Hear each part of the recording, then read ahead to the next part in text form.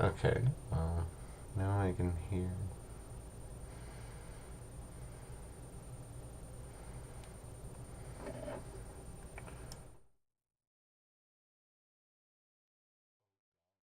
Oh God.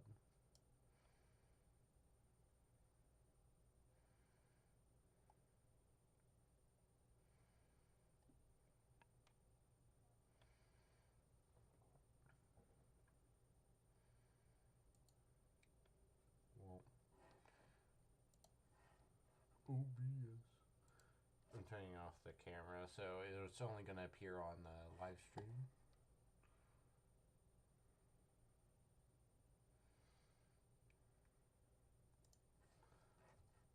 Yes, I'm just messing with some settings to make sure I have everything set up correctly.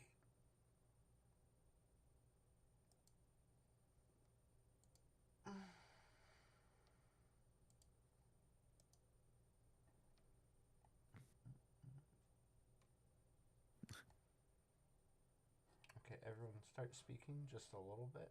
Hello. Oh, Hello. I'm gonna take a screenshot. So wait, what is everyone's character? I'm vampire dinosaur. My name is Dakota Douglas, aka Coda. You can look in a.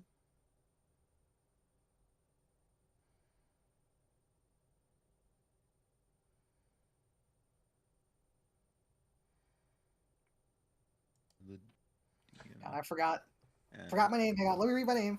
Shay. I am Corvus Oh. Shay. I am a fallen ASMR Illrigger. Oh. Okay, everything looks like it's working on my end. Hey. Now, all I'm going to ask is that you watch the live stream and make sure everything's working on your end. no live stream yet. I sent it to Ben. Alright, yeah, it looks good so far. I can hear the audio pretty decently as well. Gotcha. And you can see my character model moving. Whee! Are you recording any Watch of the out. screen? I'm And the stream's gonna be saved after, right? yeah, it saves as Not a the VOD stream, the automatically. screen. Cool. I mean, I mean, I'll make sure that it does, but it should. I don't see why not. Oh my! Yeah, I'm gonna have it playing in the background just so I can make sure I can still hear the audio, but I'm gonna turn it down a little bit because I don't like hearing the sound of my own voice. I understand. I'm going to close the door real quick. Let's Alrighty. see. New playlist. Bless you. He's drunk. Don't bless him. That's the whole point of my job. I bless the drunk. No, wait. No, he's high. That's what it is. I'm He's high dazed. off of Novocaine, baby. It's the best kind of drug there is. Yes, sir. All that Yeah, numbness. pain. No pain. Ooh No. wee. Cocaine.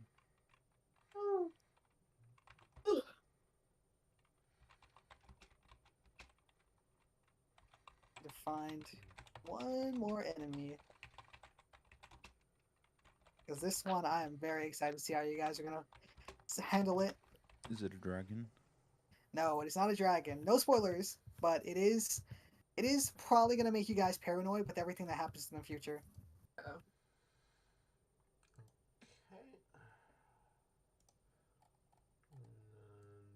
Okay. And it's like super deep in this book. Oh yeah, what's Bella? Bella is a dragon warden, Hmm. but I'm not gonna have the little tokens on there. Basically, on our next session when Bella is here, we'll just say that like Bella was in the city or something, and then you guys just meet her later. She was a stowaway. Yeah, pretty much. Is this session 0? This is session 0. Okay.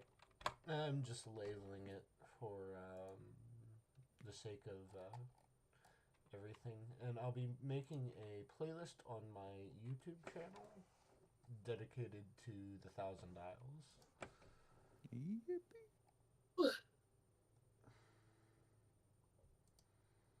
Okay, I'm gonna try something really fast.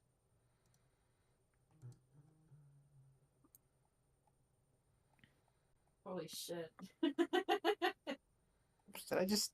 Oh no, I'm still here.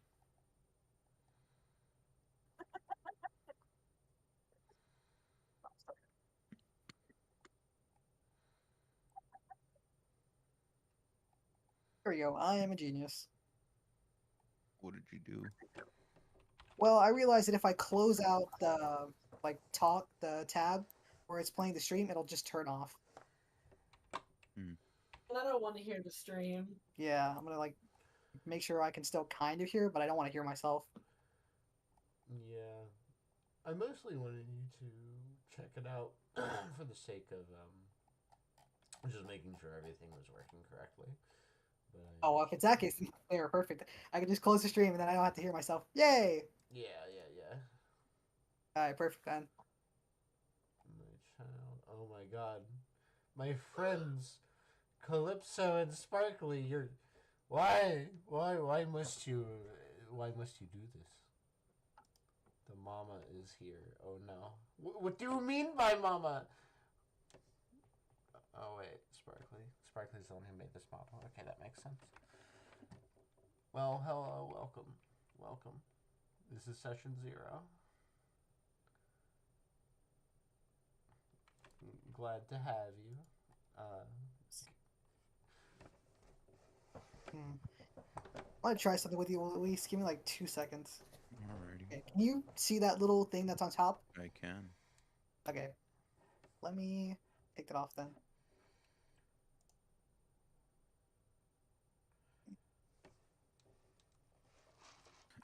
Okay, so was that thing serious earlier? Am I actually naming my character Josh and Drake?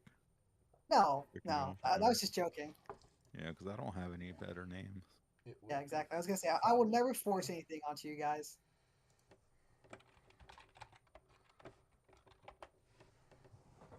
Ooh.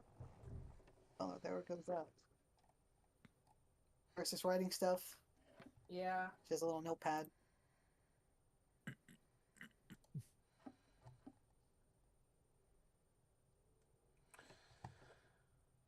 Yeah, anyone have a name to match Chiquia?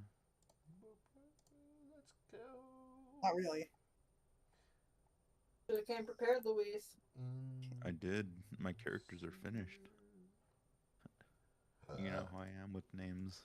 Engines here, Character Veronica. aren't finished without a name, Louise.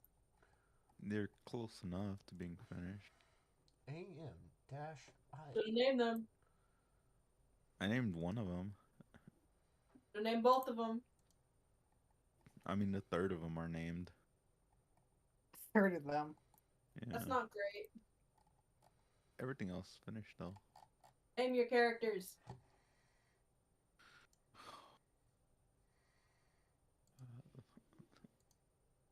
Let's see what the random name generator gives me.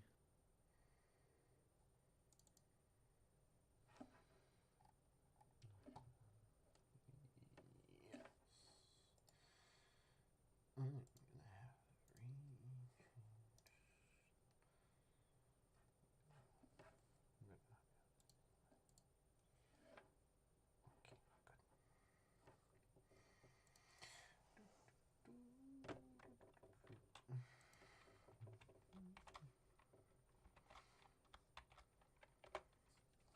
Okay, Adi. Audie. Yeah, Audie Otterton. ADI. Adi. Yeah, Blackjack's character's name is Am, and every time I hear Am, I always think of I have no mouth and I must scream. I mean, hate. Let me tell you about hate. Hate. Oh my goodness. Oh, some. I think, therefore I am. am. I am. Am. Oh, my dice! Ow! To be Fucking fair, dice snap. to clarify, my character's name, if you want to break it down into the technical terms, it's AM underscore Aya dash Delta. Or some call her just Amaya, or others Aya. There we go. Twins, Maya, and Dakota Douglas. And I'll just leave myself as GM.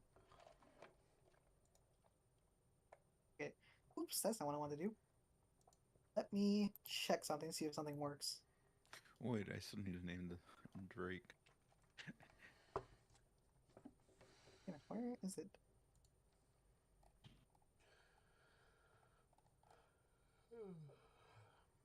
I think the hardest thing is going to be the designing of the Harlequin mask that she has.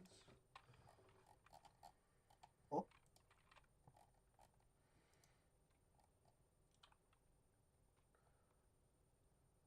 Yeah, I can curse people who hurt me. Yeah, you can fuck people up. Thank you.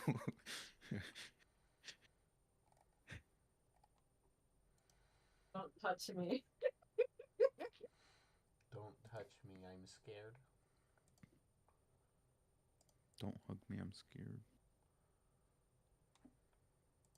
Please hug me, I'm happy. Lonely. Yeah, well, I don't know what happened to my weather thing, but there was supposed to be weather because I was gonna try and test it out, but I don't know what happened to it. Like weather noise or? No, like actual weather on the map. Like it would snow, it would rain, Ooh. but for some reason it just disappeared. I don't know what happened to it. Still enabled. Oh, black box just appeared. Yeah, I'm gonna try something really fast on your character, Luis. Uh-oh. Which one? Okay, can you still see that? No. I can see the box, but I can't see the characters. Okay, let me try something really fast because I want to see if this works. Because if it does, then I am a genius. Or you're just using the game as it's intended? Okay, I can Square. see it. now let me see if I reduce that.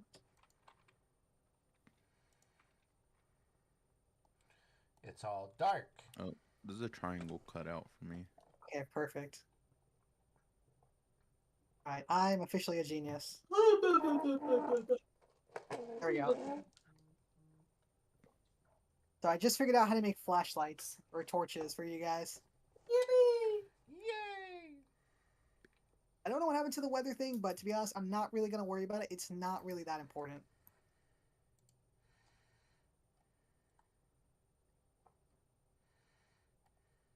I'm the only one watching now. Oh, wow.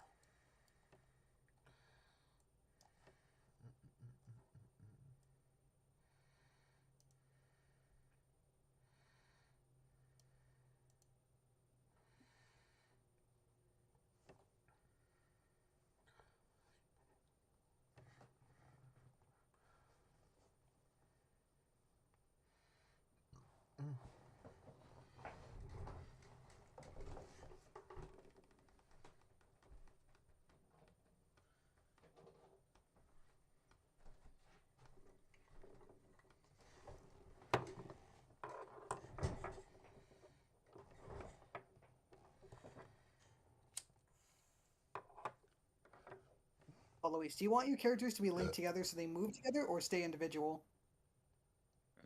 I mean, during combat, they'd be pretty much separated, considering Chiquillo would be in the back line with the other two on the front line. Yeah.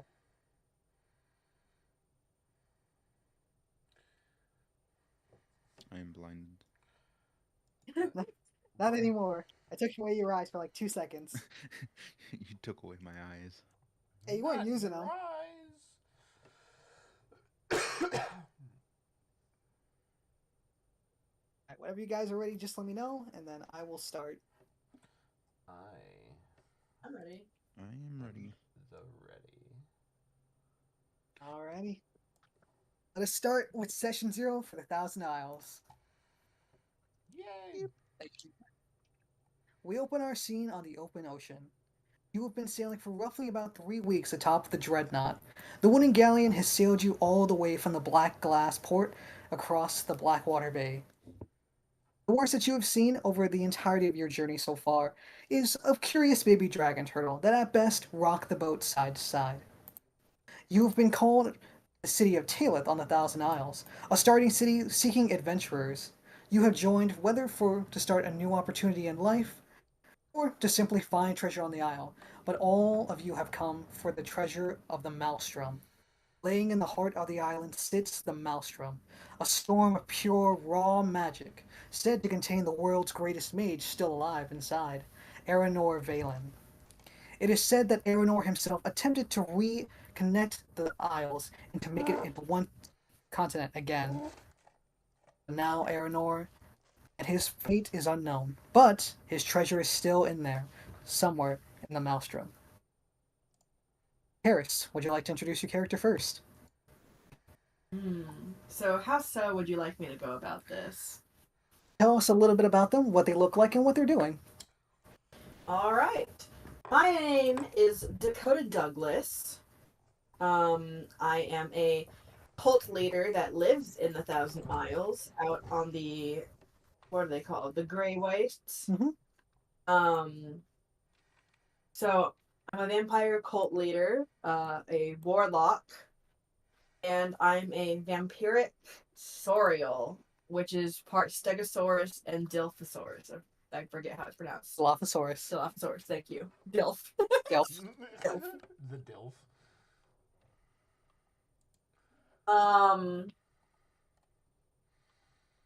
And also my character is based on Dio because I think it's funny. Anyway, go on. Awesome. All right. Luis, would you like to describe your characters? Okay. I am playing a set of Devati twins. Male is Adi, and the female is Chakia. They're both pretty much here for reasons that we'll figure out later, which I know of, but I will not say at the moment. Yeah, they have a pet drake because the female is a drake warden. Also, Okay. they pretty much communicate to each other in each other's minds, so they may not speak to each other at any point usually. Sometimes they might, but they can speak to each other in each other's minds, so not really any reason to speak out loud. Alrighty. Blackjack, would you like to introduce your character? Yes, so I am AM_Aya dash Delta, or Aya for short. I'm a Warforged, though anyone in character who comes by my character really wouldn't know that. They would just, as I'm a rather tall, cloaked figure who makes the same sound stilettos would on wood. And I'm almost always perpetually followed by a cute but short, your guess, artificer of some sort who is always tailing me close behind. Her name is Ingenseer Veronica, and whenever someone needs to speak to me, she normally does the talking. Very nice. And then I am playing Corvus Shea. He is a fallen Asimar Illrigger. You have all talked to each other every now and then. You don't know each other very well, but if you see each other, you occasionally say hi. You've seen that Dakota seems to worship some sort of vampire, perhaps? The twins themselves seem to happily play with the Drake, and, well, Aya herself is easily considered strange by most of the crew, given that most of them have never seen constructs, so most of the time they come up and ask a lot of questions. Shay is more or less kind of not really caring. More or less, he's just been kind of ignored. Your captain, Sod Sarad, that is this fellow up here, has simply told you that the only thing you need to know besides getting to the city of Talith is that he is carrying important cargo. You have each been paid at least 100 gold and have been promised nearly triple the amount if you get to the city of Talus safely. Mm. So you guys are free to roam about.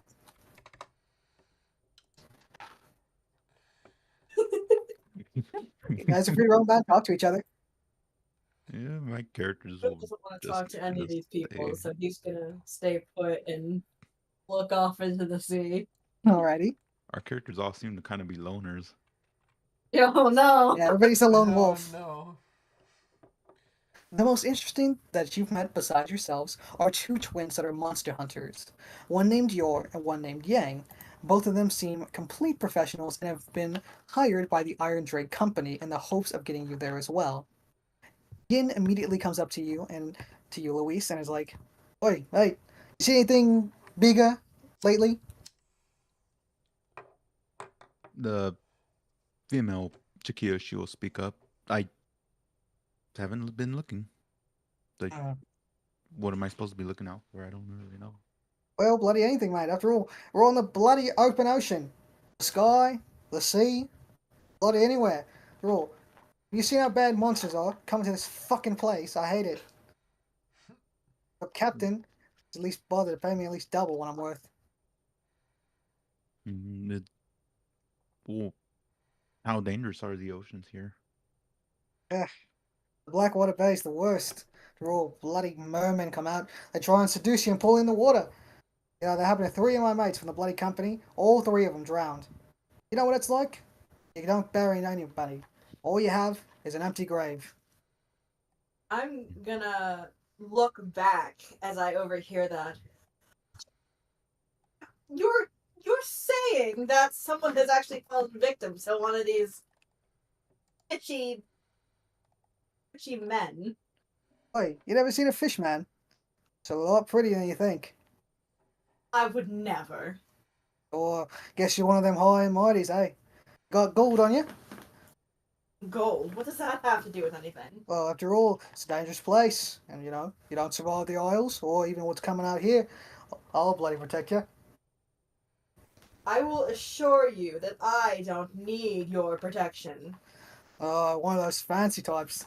You bet you're all brave and mighty, but when you're staring down a hungry creature that's ready to rip your throat out, we'll see who gets the laugh then.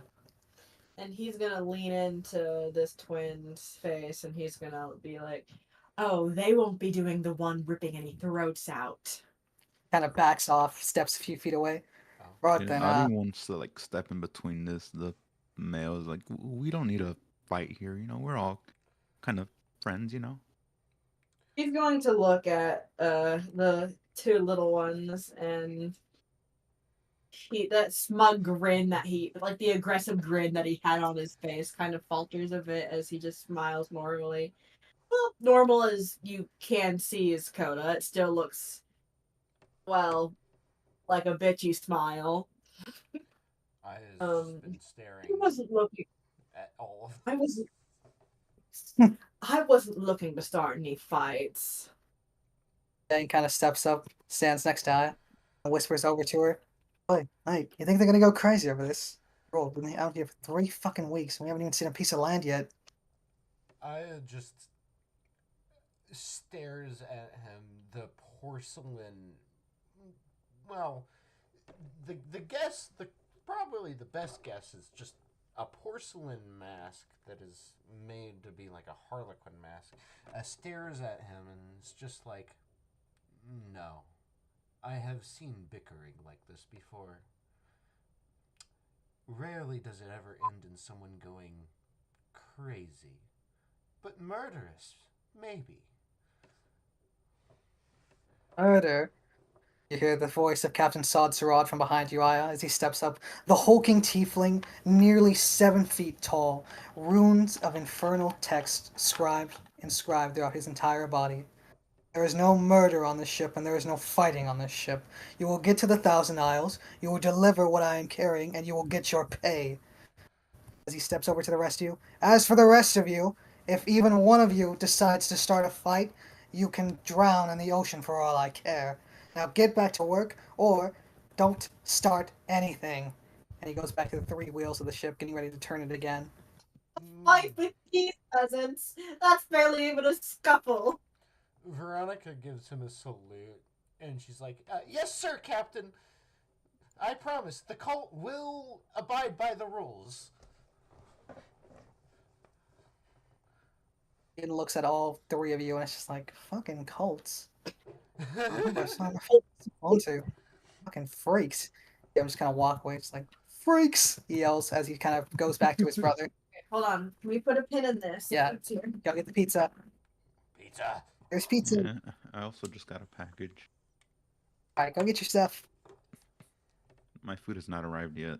Yeah. Oh. Well, at least get the package. Yeah, I got my PC parts. Ooh.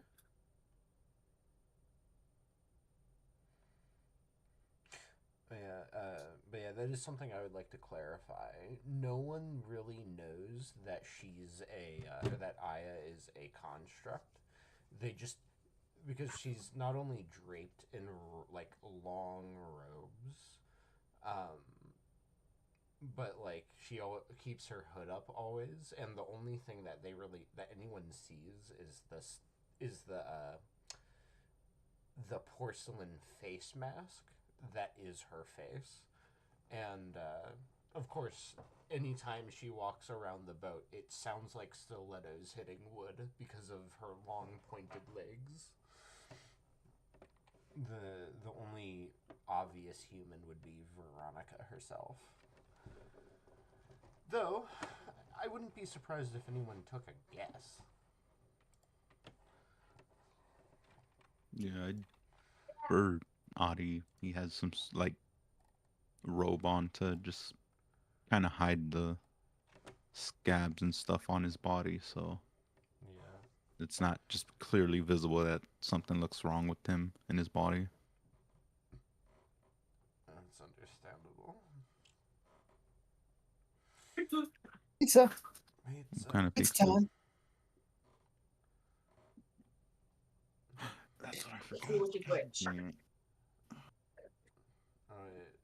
Did you Where's mine? walk away, Ben? What? No, I'm still here. Okay, I was like, I was hoping you would we just glance talked at about me. all that, and you just weren't here. Yeah. Oh, did I swear I said something. Did I not pick it up? No. No. Oh, okay. Whoops. Happy, that's not for you. Yeah, it Eat happens. the pizza, dude. Oops. Do you mind if I eat this? Nah, you're good. Don't worry about it. Cool. But yeah, that's all I wanted to clarify. Otherwise, or like other than that. Okay, cool. Guess for the twins, if they are talking to each other in each other's mind, they would look at each other anytime they do talk to each other. It would be So- it would be like their tell. Yeah, like they are, someone's talking to you, you look at them kind of thing and make some sort of faces or something sometimes. And yeah, Though, that I makes guess- sense. people probably wouldn't know that they can actually do that unless they know about the race. Yeah, that makes sense. So it just seems like they never talk to each other. Oh God. I was like, you guys have probably been like silent this like whole like 3 weeks on the ship. It's like, bro, did y'all just invent like a whole communication system with just your eyes? Yeah, Yeah. just blinking. Yeah. Sign language, but with eyes only. There you go. See, if you do it Also, I with don't your know. eyes and you do hand signals, you get mixed signals. I see. That makes sense. Also, the Drake is not included in that. The Drake cannot talk with each other on the mind, so they have to actually speak to talk with the Drake. I see. I'm ready. We're good to continue. Oh, okay, sorry. Alright. Cool. So Corvus Shea, the large fawn Istamar, his dark black hair. The most interesting feature about him is that his entire right arm is replaced by a golden arm. On it is infernal scriptures, each written in a different kind of alloy of metal, basically. He walks over to you. He's at least covered in some chains. Every kind of footstep he takes is just kind of. There's a lot of chains hanging off him. Well, that was a good start. Yeah. The female makes kind of like an annoyed look as she turns around to look at him. And was like, "Yeah, it's like, yeah, I guess." Come on, we're all friends. After all, some of you guys try and fight each other, but if anything, it's kind of funny. I would hardly consider myself friends with the lot of you. After all, we're all brothers and sisters in arms. After all, what are we gonna do if the ship goes down? Drown? Preferably not. Oh, weird one. Aya says from atop the deck. Weird. That's a good way to describe me, I guess. I lack appropriate descriptors for one of your ilk. Well, some of my parents at least considered me celestial at birth, since apparently a deva blessed me when I was born. Sadly, it doesn't stop you from getting sent to the church when you're the oldest of 12 children. I see. Well, It is rare to meet one with the same kind of holy status as I. Cool. She seems to twitch a little as if she had said a faux pas. Holy, I guess. Not much of a priest nowadays. To be honest, I was kind of a shit priest when I was a kid.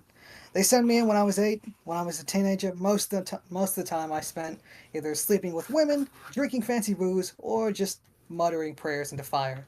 Oh, please. That should be the highest of your priorities when you're a lord of sorts. Well, maybe you can consider yourself a lord, but I consider myself nothing more than a good man who needs a little bit more beer in his life. I see. That is intriguing. Intriguing is what this needs to be. After all, we've been stuck on this one ship for 3 weeks. There's nothing exciting. There's no women here. No offense, says to the twin. And, if anything, the food here is shit. When are we gonna get something actually delicious? Tired of eating this hard tack and breaking my teeth on this bread. Well, that's one thing we can certainly agree on. There we go. See, we're halfway to a friendship. Ugh. I Friendship. suppose.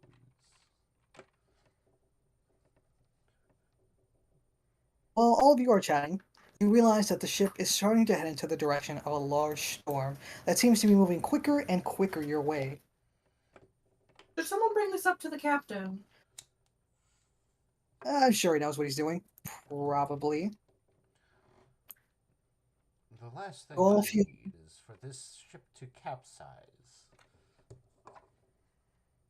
yes, it would be very bad if the ship went down. I don't want You to feel swim. a magical pulse, as if your very head is about to split open as you get closer to the storm. Every bone in your body is shaking and vibrating. You feel anger. You feel malice. You feel as if you have just violated something. Shay is holding his head slightly with his golden arm, leaning against one of the wooden boats. Ugh, head feels like it's gonna split open. I step under the mast where it's in shade, and I take off my mask.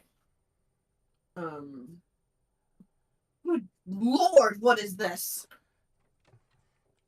Aya seems to clutch her chest as she hunches over the balcony. My engineer seems to hold on to me firmly as she's just like, Smith, what's going on? Why do I feel like this? I do not know. Yeah, twins are kind of hunched over a bit. The female Chiquilla, is this normal? Any storm I've ever heard of. This is hurting worse. Captain Sod seems almost unfazed by it. As far as you're aware, he doesn't even seem like he cares about what's happening right now. He just continues to sail the ship forward. He's getting right into the storm. Excuse me, Captain. We appear to be heading towards death's door. Would you like to steer us away from that? This is not the worst storm I've faced. Grow up. You can, Still a storm, nonetheless. you can handle it. The Dreadnought can handle it. This ship is built for war and it's seen war. A little ship, a little storm is not going to scare me, and it's not going to stop this ship. Talk about caring much for your passengers. The ship continues moving forward further as now the sky is blanketed in dark black clouds. You see lightning striking the sea continuously. This is no normal storm, as you can tell. The magical aura once again surges through your body. You feel as if your entire body is standing on edge. You feel fearful. You feel as if something is watching you. Something with malice, with hate, with seething rage.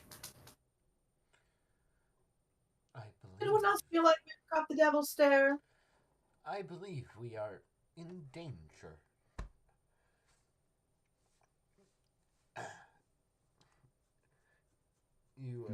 You see Aya thump her chest like twice, and you hear the clang of metal on metal when she does that as she tries to reorient herself. Everyone, I suggest we prepare for battle. Roll perception. For all of us? Yes, everybody roll a perception check.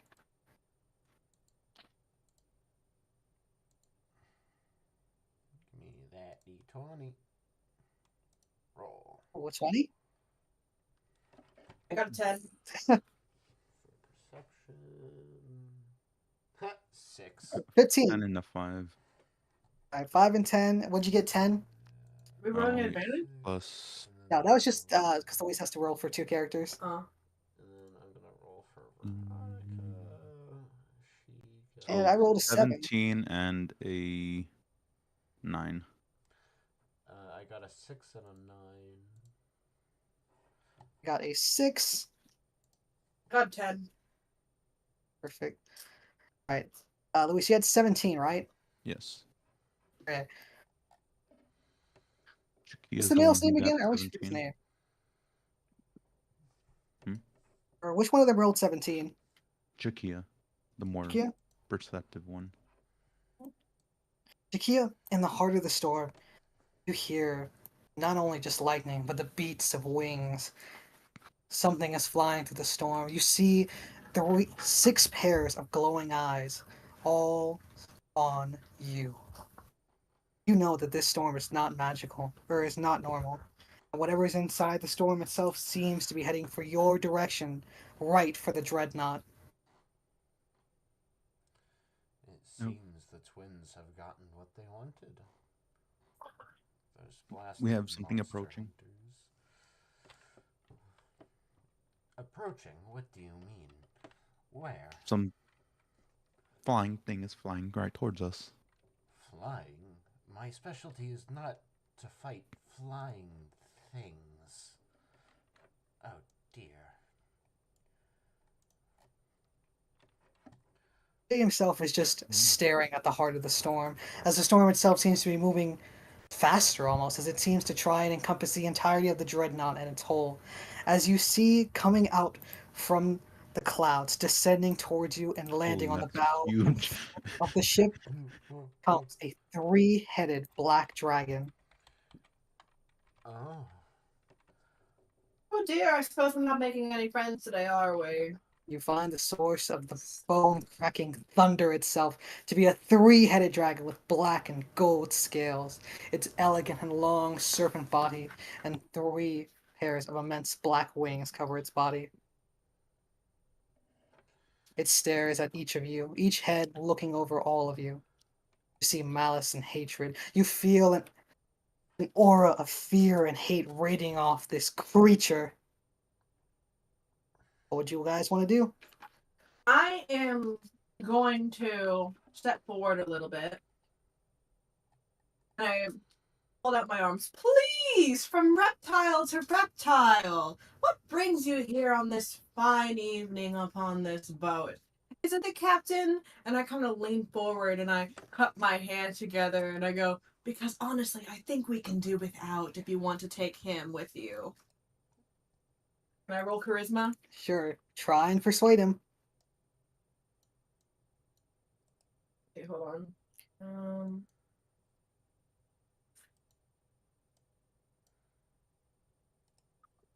Fuck, hold on. Wish I had my roller.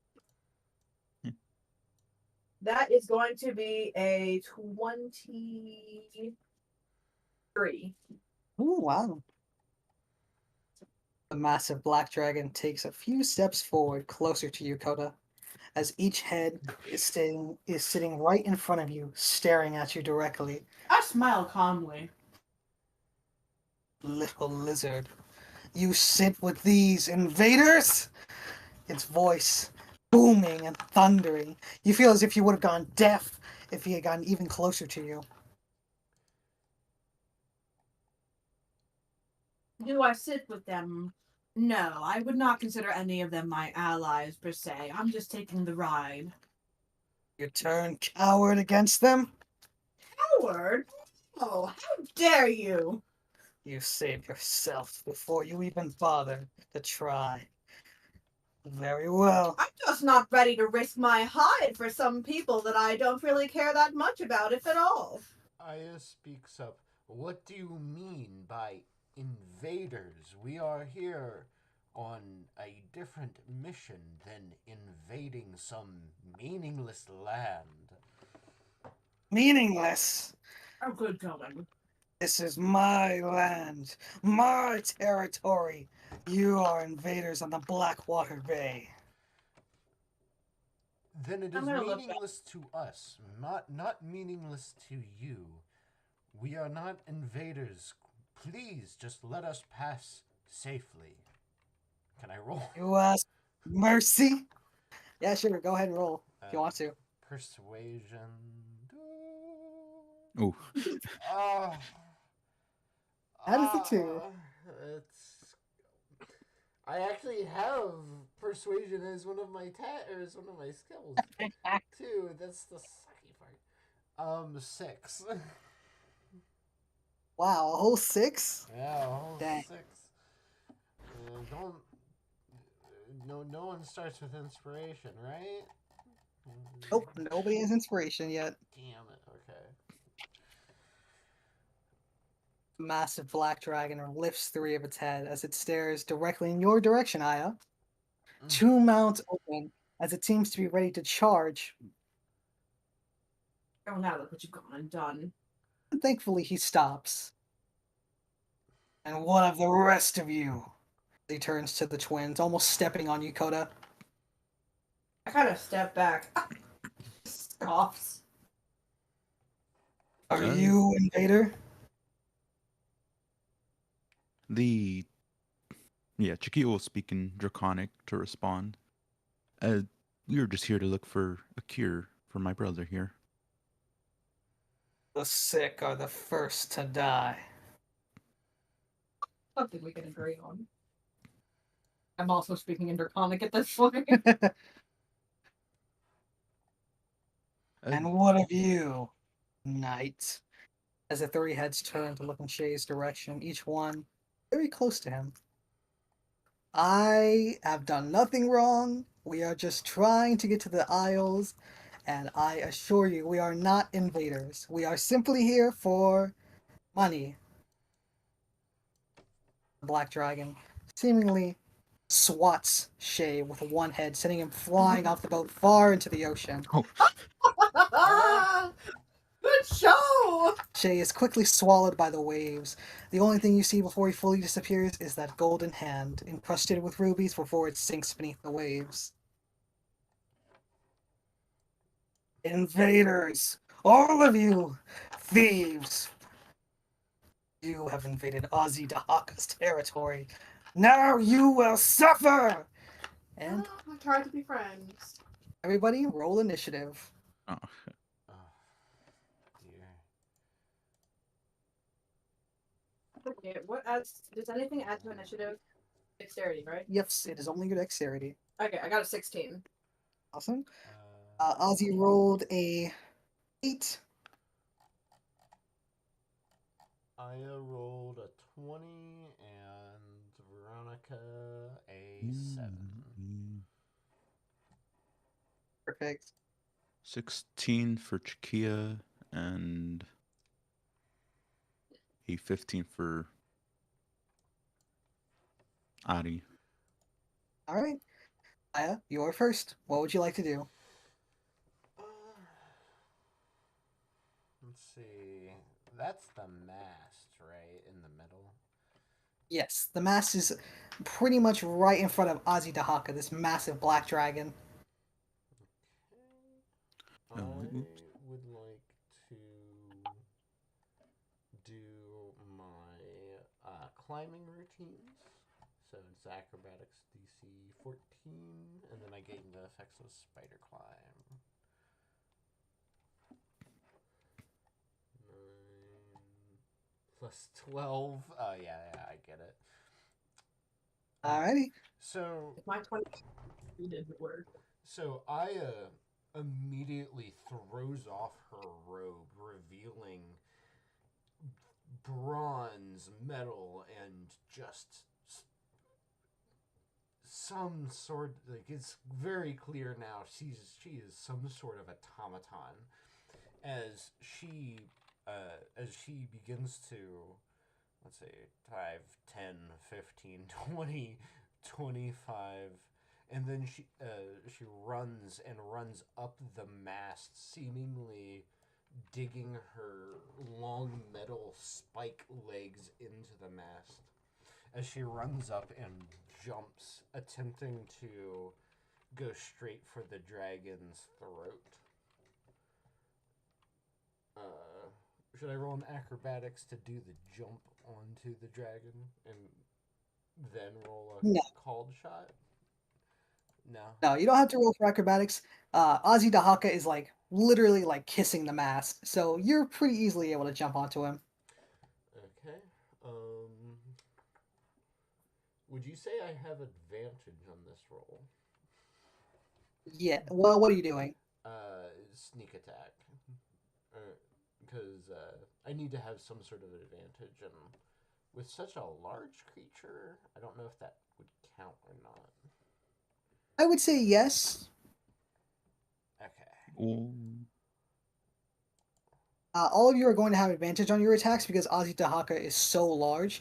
The ship itself is like kind of teetering forward. So, 13 plus 6, 18. Does that make it through? That does. Okay, and then 1, 2, for a total of 11 damage, and then immediately using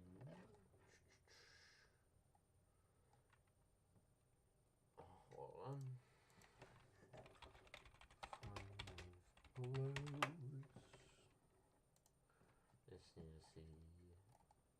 I didn't write the thingy down, and I should have. Because I'm using flurry. So, with that, she essentially sticks him with a small dagger, opening a wound, and then immediately hits him with a flurry of blows for an extra attack. Oh, to make 2 unarmed strikes as a bonus action.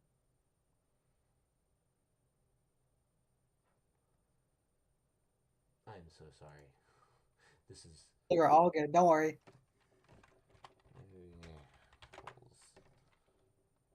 Just give me 5e tools, classes, monk. Yeah, I'm gonna make sure that this won't happen again.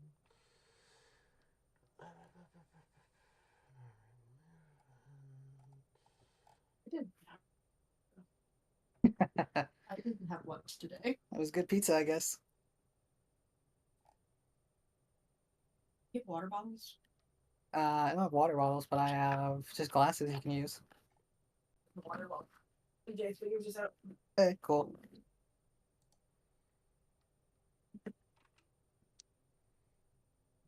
Why isn't it just like... Ah, there we go.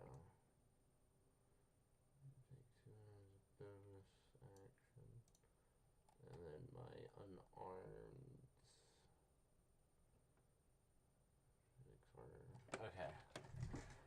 So, using a key point, I will do 2 attacks. One is a nat 20, and the other is a...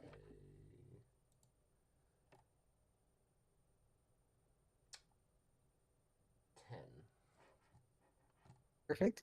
The nat 20 hits, the 10 misses. Okay. And because it's a nat 20, I'm doubling up on the dice for a total of 6 extra damage. Beautiful. And with that, that is my turn. Lovely. As you cut into the hide of Ozzy Dahaka, blood spills out all over you. You start to feel something crawling on you, nibbling, biting. As you realize that Ozzy Dahaka's blood has started to be turned into vermin, rats, insects, all are nibbling all over your body. They are tugging, ripping, and biting. As you take... a 98. Take 5 piercing damage, and you take 6 poison damage. I am immune to poison, I believe. Yeah, that's the thing. It's like if he runs out, he's gonna come back in. Perfect. But you only take 5 piercing damage. You just ate something. Yeah, that ignored my armor class. That's insane. Ooh, boy. That is Ozzy Dahaka's Vermin Blood ability. A creature that hits Ozzy Dahaka with a melee attack while within 5 feet takes a 1d8 piercing damage and 1d8 poison damage as the dragon's blood becomes biting and stinging vermin.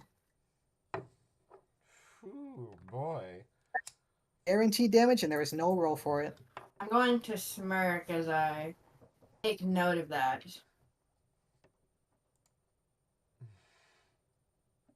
Awesome. We're going to skip Luis's turn because he's currently getting food. Karis, you are next. I'm going to cast Ray of Enfeeblement. Perfect. What does that do?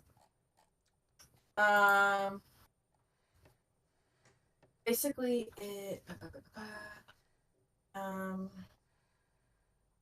black beam of enervating energy springs from your finger toward a creature within range. Make a ranged spell attack against the target. On hit, the target deals only half damage with weapon attacks that use strength. Does that count, or?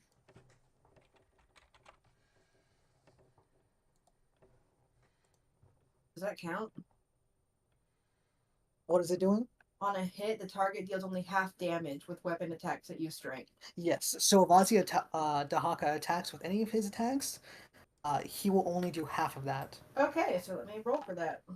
Perfect.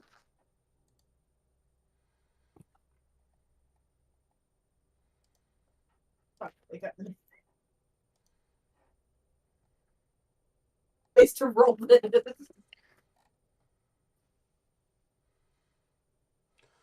Okay, that's going to be a 17. That hits. Coda, out of your fingers comes a black swirling mass. As it fires towards Ozzy Dahaka, it wraps around his body, curling and twisting around him. As the beast roars out in pain, as it seemingly seems to weaken him. I smirk. You know, I tried to be friends with you, but you didn't want any of it. I will take pleasure in your death, reptile. As Ozzy Dahaka stares at you. I want to scoff at him and go, Captain Sadsarad, Yin, and Yan are all currently unconscious, as it seems somehow Azidahaka has rendered them completely out of the fight. They're just both laying there.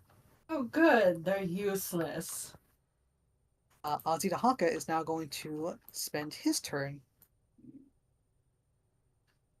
Azidahaka is going to make his three heads come together as all three of them start to charge up lightning from their mouths. As Azidahaka is now going to use his storm breath, so he is going to exhale a blast of wind and lightning in a 60-foot cone. Each creature in the area, you must make a dexterity saving throw. On failure, you will take 4d10 bludgeoning damage and 4d8 lightning damage. And you are also pushed away 25 feet away, and you are also knocked prone. So go ahead and make a dexterity saving check. Am I safe since I'm technically on the dragon's neck? Okay, I got a Also, 12. my character's safe. Yes, you are safe, Aya. But Veronica is not. That is an 8. Yeah. I got a 12. Alright, both of you fail. Am my character safe? I fail? Yes, Damn it. Yin 18. So Azidahaka essentially unleashes that massive cone of storm breath. Lightning and wind come together as if he breathes a very tornado out of his mouth. Your bodies are shocked completely. You are both left completely unconscious. Both of you lay on the ground, rendered useless. Starting to think we can't win this fight. Oh, baby. It sucks. Veronica was about to pull a really cool move too. Alright. Aya, would you like to do anything? Seeing that her engine seer is knocked unconscious, would there be any way to get Veronica back up if she were to move over to her? It depends how fast Aya can move. She has a 50 feet movement speed. Then I would say yes. But it would still skip her turn.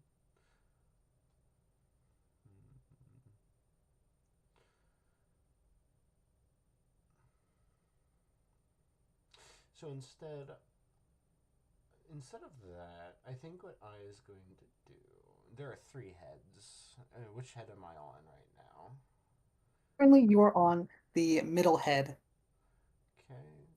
Do I or could I roll Arcana or some sort of survival to see if maybe I would know what the deal with this dragon is? How the Yes. heads work? Feel free to roll Arcana or History to see if you recall anything about the name Azidahaka. Oh. God, why is my roll so bad? What the frick? That is a 2.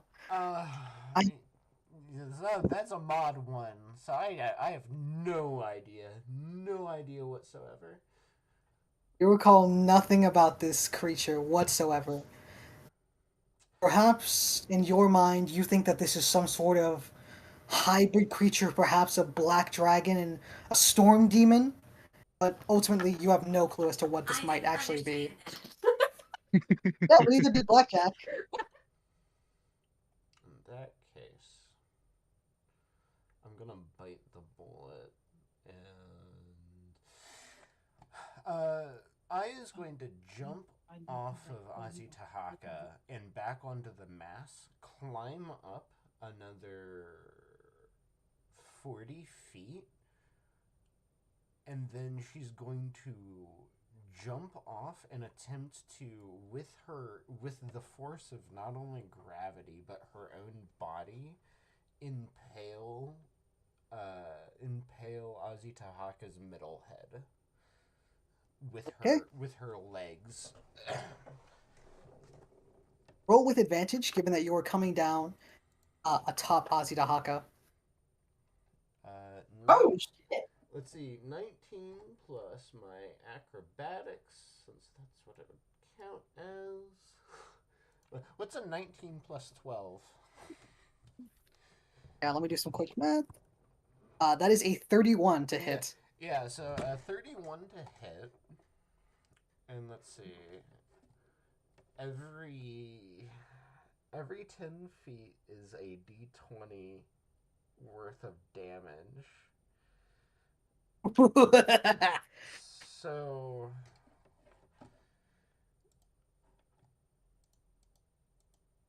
that's 4d20 plus because this is an unarmed attack, a d4. Okay. Yeah, 42 damage. You My God. Very nice. 42 damage as my robot slams straight down on top of this thing's head, impaling it through her legs. I think this thing is a grudge. The only reason why she's even safe is because Azitahaka broke the fall. Pretty much.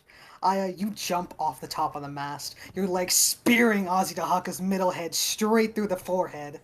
His body is bleeding, blood is spewing everywhere as he screams in pain, the other two heads violently shaking and twisting, the middle head seemingly unable to move now, as it seems you've given him brain damage. Oh my gosh!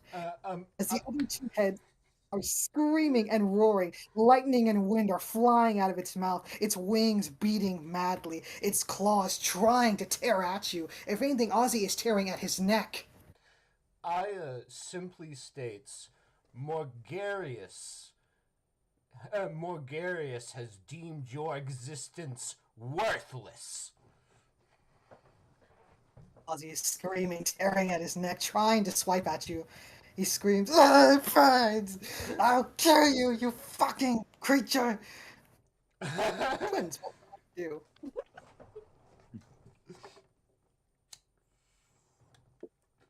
Perfect. Luis, what would your characters like to do? So it would be Chiquia's turn first, so she will back away. Okay. I think they only have. Yeah, they only have 20 feet. No, they have 25. All right, and then she'll just shoot with her longbow. Roll with advantage, given that Azitahaka is completely freaking out and is kind of open for attack. I mean, I'm pretty sure anything above 17 would hit. Maybe, I don't know. That hits. Cool. 1d8. I should just get my dice out. That'd be easier. Oof. 6 damage. Very nice. And then The arrow flies to your longbow and just shoots him right in the neck. Yeah, Drake's long turn after that. Drake's turn after that. American Dragon. He shall move forward and attack with the bite.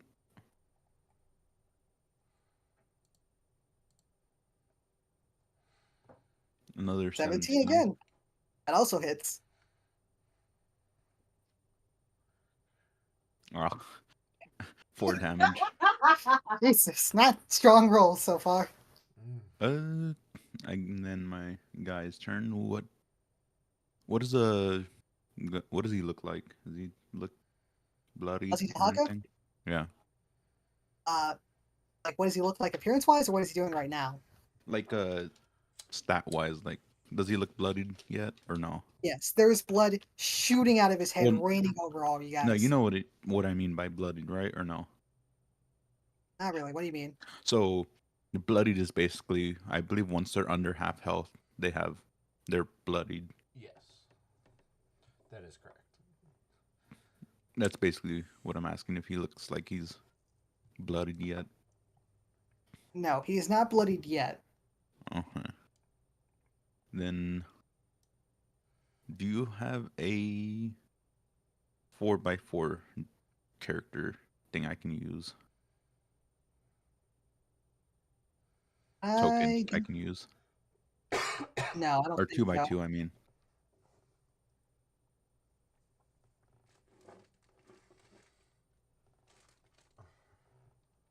I don't think so.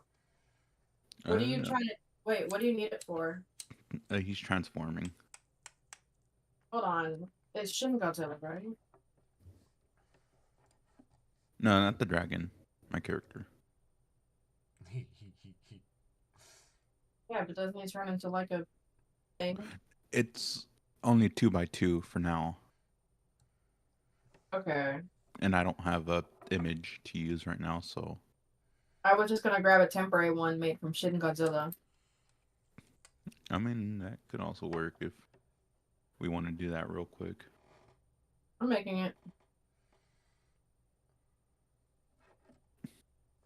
But yeah, for now he's just large. Yeah. Later on he'll get, I think it's same size as the dragon, Perfect. or no, I think slightly smaller. Yeah, nice job, Blackjack. You basically just gave him brain damage. Oh, you're welcome. Thank you. See, the only thing is I don't know if this guy heals, so Wait, I fucked up. As far as all you are aware, he has not been able to heal whatsoever.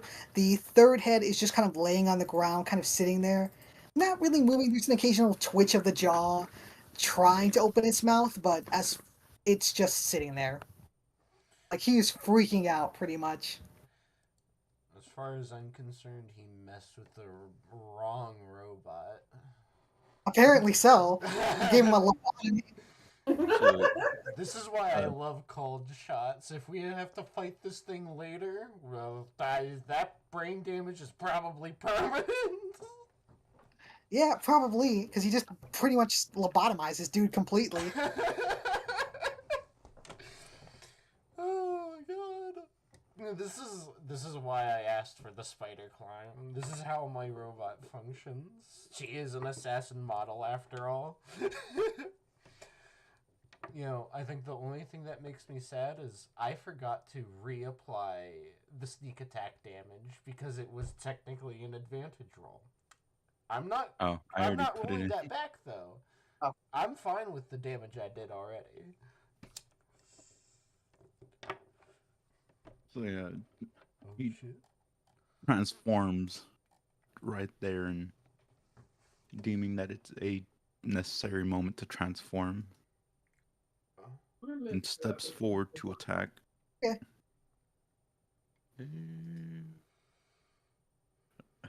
Now I don't know what he should attack with. I mean, you could try and rip off the kind of lobotomized head. Yeah, I guess. It would be a good idea. At the very least, Yeah, we maybe can make fire. this thing Oh, he has 2 attacks. Okay. So yeah, he'll. Oh wait, we do have 2 attacks for level 5. I forgot. You guys have extra attack. Okay, I'll You know, remember not that gonna next lie, I time. thought Alita Haka was gonna be a lot better than this. Instead, he got lobotomized like the first See, fight. that's the thing about bosses is sometimes you need minions, Oh yeah. or else it gets really easy sometimes. I would suggest Also- having them retreat with the damage that we've already done coming into play later. Oh wait, if he goes for a head, is that with this like just disadvantage, or is that there's Like, some what is he doing? minus? He's trying to rip off the head. He's making a bite. If he's trying to rip off the middle head, go ahead and roll with advantage. advantage. Okay, Yes. so that doesn't change anything. So I mean, you that can kind of would be- re-roll that if you want to. You're being too nice. Yeah, like Yeah.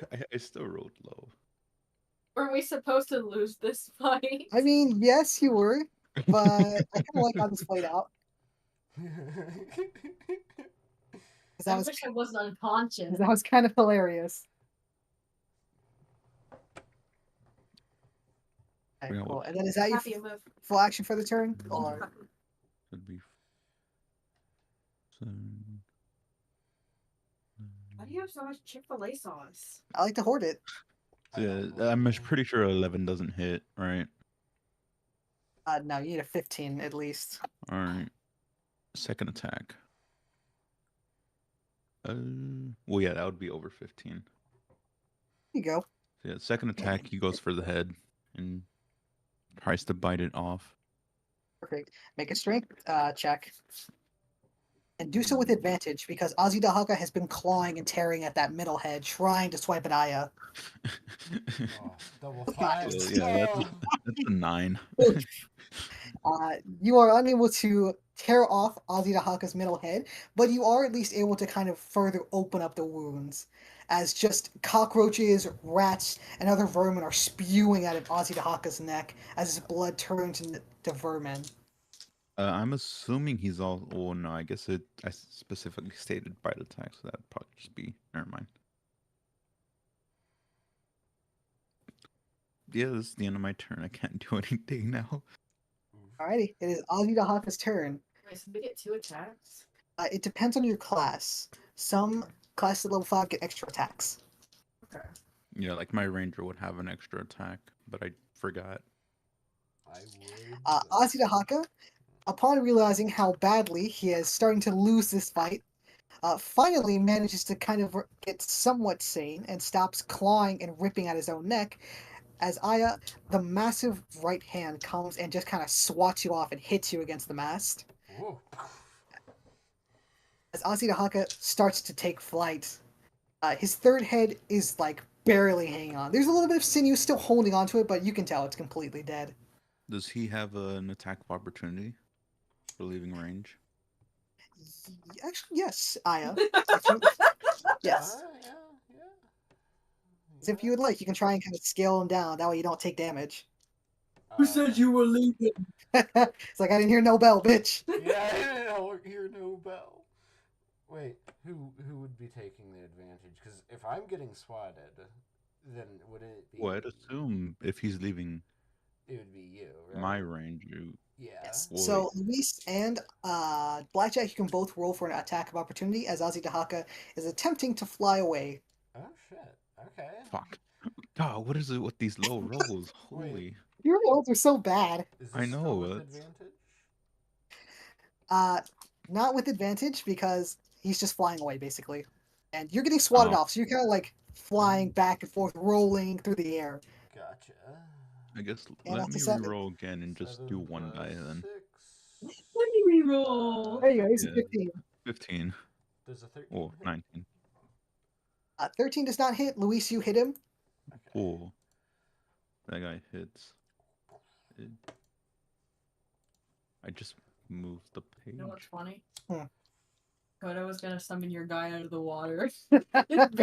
Make him his undead slave so he can fight for him. R.I.P. Shay. Lasted 2 seconds. Right? Is he actually dead? I can't say that without giving spoilers. Damn. We will see what happens when we transition to the next scene. Ooh. Ooh, there you go. Nice. Nice. Was that a bite? What are Nice. you attacking with? Yeah, that'd be life drain. Ooh, life drain. Yeah, he takes necrotic damage. Unless he is Alrighty. is he resistant to that? No, Ozzy Dahaka is not resistant to necrotic damage. Cool. Then also his hit point maximum is also decreased by 9 points, so he cannot heal 9 points now. Oh, there you go. Is that Yeah. temporary or permanent? That doesn't say. It just says it reduces damage. It reduces the hit point maximum by damage taken, necrotic damage taken. Oh. Well, as Ozzy Dahaka is attempting to fly away, in this battle having gone extremely south for him, Luis, in your giant form, you manage to grab the kind of limping head that is barely hanging on by a few sinews, as you manage to grab onto it and start to drain it of life. As Ozzy Dahaka is screaming in pain, as the head starts to shrivel, as he unwittingly takes one of his claws and slices the middle head off as it falls into the bow of the ship. And Ozzy Dahaka, in his final moments before he disappears, decides to unleash one more storm attack. As seemingly the middle head now, without anything to actually charge it, seemingly starts to be building up too much power.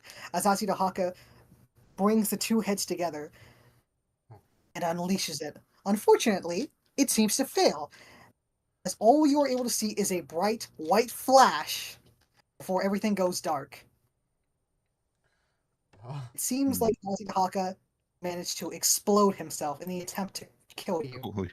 Oh God! Oda, you are Wasn't expecting completely this. awake, as you now realize you are floating through the ocean. Oh, Uh, good. All of you are hanging onto pieces of driftwood or whatever you can hold onto as you are swimming through the ocean.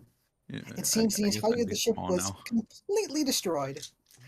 Thankfully, Luis, your character has shrunken back to a normal size and is thankfully safely floating on a barrel. Maybe not thankfully, but I'm at least immune to I don't need to breathe or anything whenever I am big. So it's like, See, well, there you go. Yeah, so you should have stayed big. You could have carried I mean, everybody. he can only hold it for up to a minute for now.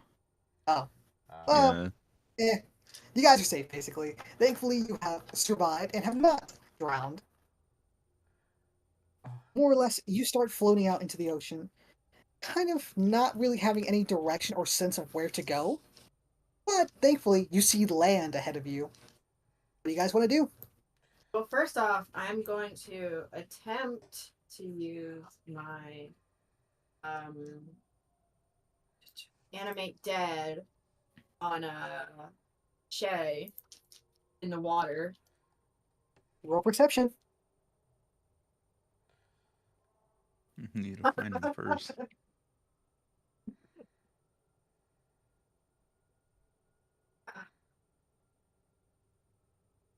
I gotta see. That is 12. You are unable to see where Shay is or where his body may have presumably landed. Oh, good. I don't have anyone to swim me back to shore. I just start swimming myself. Thankfully, on the piece of driftwood that you were floating with, you managed to thankfully land on the shore. I'm so tiny. Yeah, I'm gonna make you big again. I'm little. There you go. Blackjack, would you like to do anything? I'm gonna try and search for. Where's for? Yeah, I'm gonna try and search for Veronica. That way, I at least have my maintenance technician with me, and then I'm gonna Maintenance, swim to shore. maintenance. Cool. Roll a perception check. It's 13. 13. Karis, what did you roll again? I forgot. I rolled 12. 12. Alright. Blackjack, you are unable to see where the engineer had landed. But thankfully, as Coda starts to land, Coda, you feel something tugging at your ankle. I look. What is touching me? You find the Engineer, who has thankfully clung onto your ankle.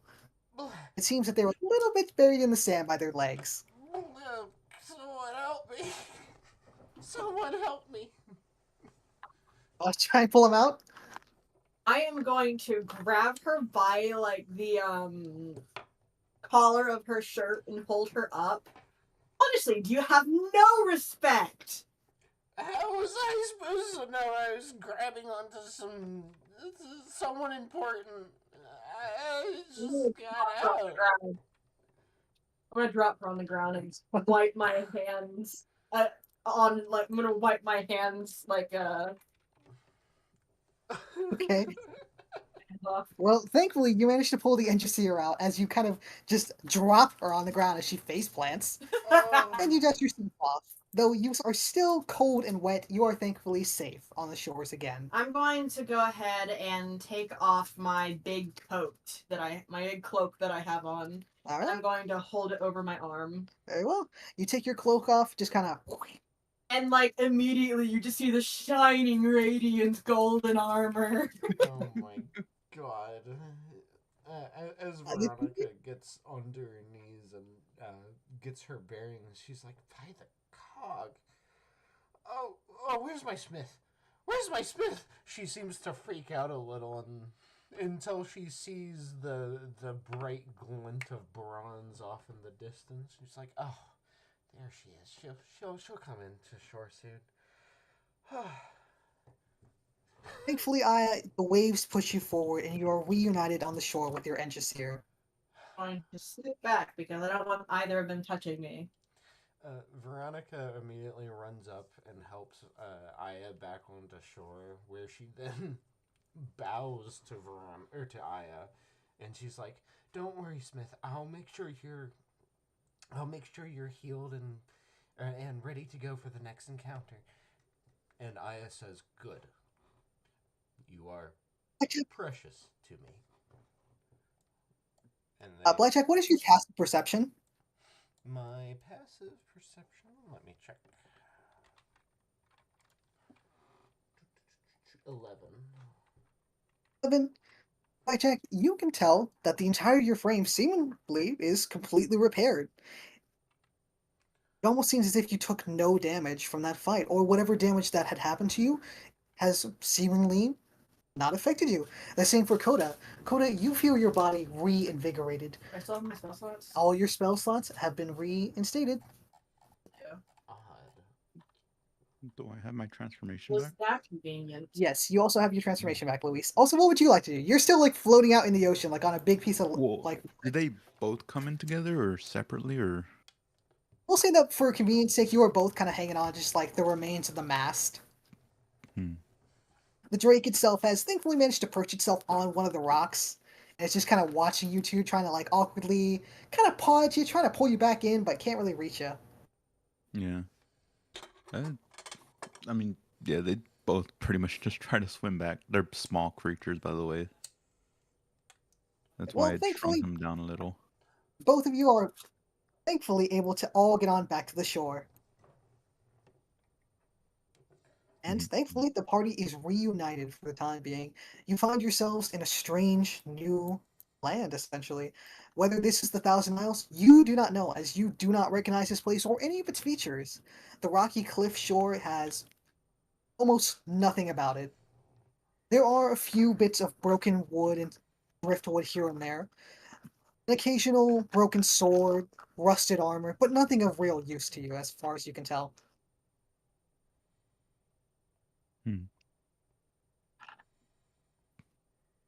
Do you think we're the first corpses to wash up on this shore? Definitely not. I Blackjack, doubt it. Blackjack and Coda, I'm gonna have you roll perception. Okay. Oof. I got a 16. Very nice. And Blackjack got like a 7. Yes. 8. Blackjack, you see nothing of extreme value around you. There is nothing more than just sand, driftwood, and big rocks. Oh, I forgot to mention that my characters would take off the cloaks. Yeah. Aya and Veronica are still too busy wondering about why her chassis is just fine. It's weird. But you yourself see something of value. What is it? A little bit behind Aya, you can see a beautiful sword sticking out of the sand. It sits upright. It seems almost brand new. I'm going to squint my eyes and I'm going to roll. What would I check? What would I do to see if it's safe? Investigation? Roll insight. Insight. See if there are any hidden traps or anything you might need to worry about. Oh shit, that's going to be 8. Okay. And that is a 2. You can just barely make out that with the sword, it is definitely hanging off something. Something big. A sword like this would not just stand upright by itself. Sand is not wet enough for it to hold any real mass or any solid state. There is something not safe about the sword, but you're not sure. Can I roll either Arcana? No, Nature. Can I roll Nature to see if I might know what it is? You can roll a survival check to see if there's possibly an animal or something dangerous about it directly. It's gonna be a 12. 12, okay, and oops. That is a 1.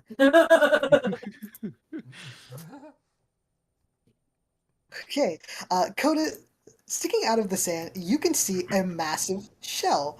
Just barely is it buried by the sand itself, but you can see that it is a massive shell. Sword sticking directly on top of it. It seems as if the sword itself was seemingly stabbed through it. Mm. You can tell that the shell is not unoccupied, that there is somebody still living inside it. I look to the other two. If you don't want to become a monster snack, I recommend you step back from the sword. The sword? The sword? What do you mean? Aya turns around just to see that. Well, if you want to find out, by all means go ahead, but I won't be helping save your carcass. Aya steps back, and so does Veronica, and she's just like, yes, well, I do not have a carcass, as you can see. He kind of rolls his eyes. Quite literate, aren't we? Literal, I would say. Elise, could you roll perception really fast? Yeah, for both of them, or Yes, for both of them. all right. Blue is guy. Okay. What's the guy's name again? I always forget. Addy. Addy. Addy, however you want to Addy. pronounce it. Halsey. So, also, Oda would have gotten that right. He would have said literal. I fucked up. Okay. Oh, Addy. I honestly thought you That'd be were like a literate. 22. Oh, a 22. Perfect. Addy, coming around the shore's edge, you see somebody familiar. A man with dark hair and fancy golden arm covered in rubies. Corvus Shea, as he immediately runs up to Aya.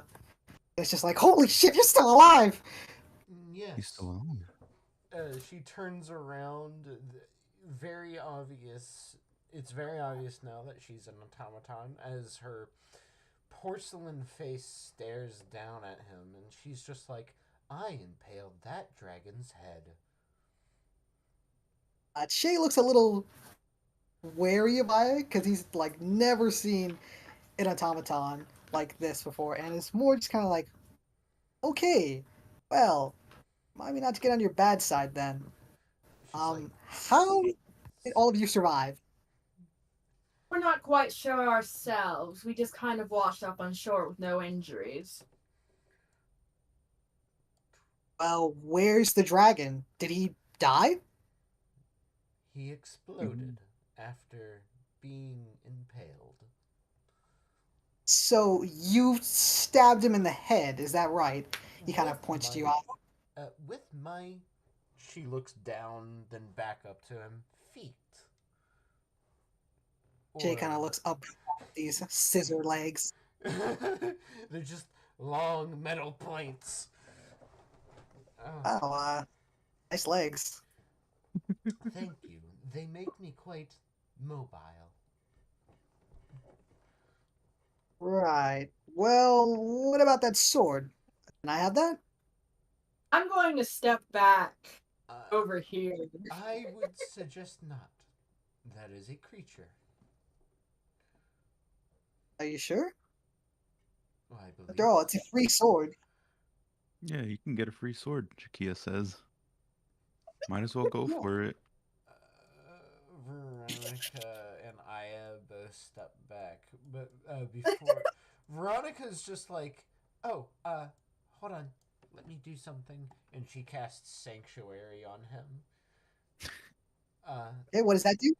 So if anything tries to attack him, they have to make a Wisdom saving throw. Otherwise, they can't attack them, and they have to target something else. Alrighty. Shay immediately walks over to the sword, but not before he thanks Veronica for casting a spell on him. Thank you. I guess my survival isn't perhaps so lost after all, as he stands atop the sand and tries to yank the sword out. That's a 9 plus 2, 3. That is a 12. Shay fails to yank the sword out as he just kind of just like really tries to yank it out. As immediately the sand starts to shift and rumble as the massive shell starts to pour out from the sand. As you see what stands before you, a strange mix of a hermit crab and a bear. Perma bear. Oh my god. The massive bearmit crab, who was trying to sleep, now lets out a ominous roar as it attempts to swipe at Shay. It has to make a wisdom saving throw of 15. If it does not beat the 15, then it has to target something else. That is a 20. I guess Oh, it's targeting him. Yeah, let me see what Shay's AC is. Yes. So that is going to hit Shay. And let me see how much this thing does. I always forget. It's going to make 2 attacks. It's going to make 1 claw attack and 1 bite attack. Let's see. That is a 17. That hits for the first claw attack. And then it's going to try and bite Shay. That is a 4. Is gonna roll again. What does it think? Hold on, let me read the. You ward a creature within range until the spell ends. Any creature who targets the warded creature with an attack roll or a damaging spell must succeed on a wisdom saving throw, or either choose a new target or lose the attack or spell. This spell doesn't protect the warded creature from areas of effect. And this lasts for a whole minute. Alrighty. So, yep, you would have to make another.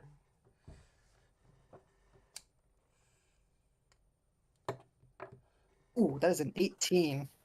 Damn. Shay's not looking so hot so far.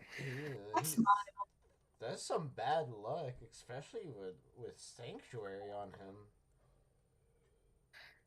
And let's see if the bear crab can actually hit Shay this time. Ooh, that is a 10. So that bite attack is going to miss, but the claw attack does hit. So Shay is going to take 1d6 plus 4. So Shay is going to take 6. So Shay is going to take 10 damage. As the bear crab, now extremely pissed that Shay tried to rip the sword off its back, just kind of takes its giant claw and grips down on his right leg, nearly twisting the damn thing off as Shay screams in pain. My fucking leg! Kill this thing! I'm gonna sit on this rock and watch. Oh, Okay. I mean, you can choose to enter combat or not. You can just let Shay, handle this by himself. Smiling as I watch. Yeah, Chikia refuses to help.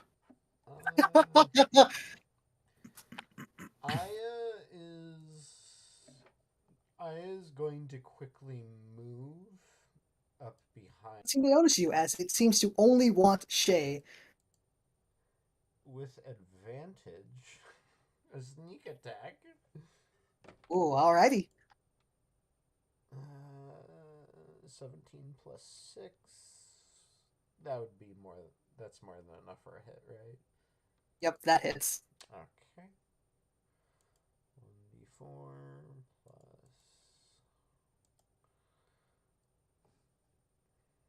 Let's see, so that's going to be an 8 plus 3. So 11 damage. And then, since I have my key points again, Flurry of Blows. Attack twice. A 19 and a 10. Do both hit or just one? What were your rolls? 19 and... 10. The 19 hits, the 10 does not. Gotcha. For an additional 5 damage. Perfect. So how much damage is he taking in total? Let's see. 16 damage. Alrighty. And then what was that first attack with? Any weapon of any kind? The first attack was with a dagger. Alrighty. The Bearmint Crab is going to use its viscous shell ability. When a creature hits the Bearmint Crab with a slashing or piercing melee weapon, the creature must succeed on a DC 13 strength saving throw, or its weapon becomes stuck to the Bearmint Crab's shell. The weapon is stuck and can't be used. In this case, that weapon is attached directly to Aya's arm. You are now attached to the bear. Yes, you are now. Yeah. Roll a strength saving throw to see if you don't get stuck to it.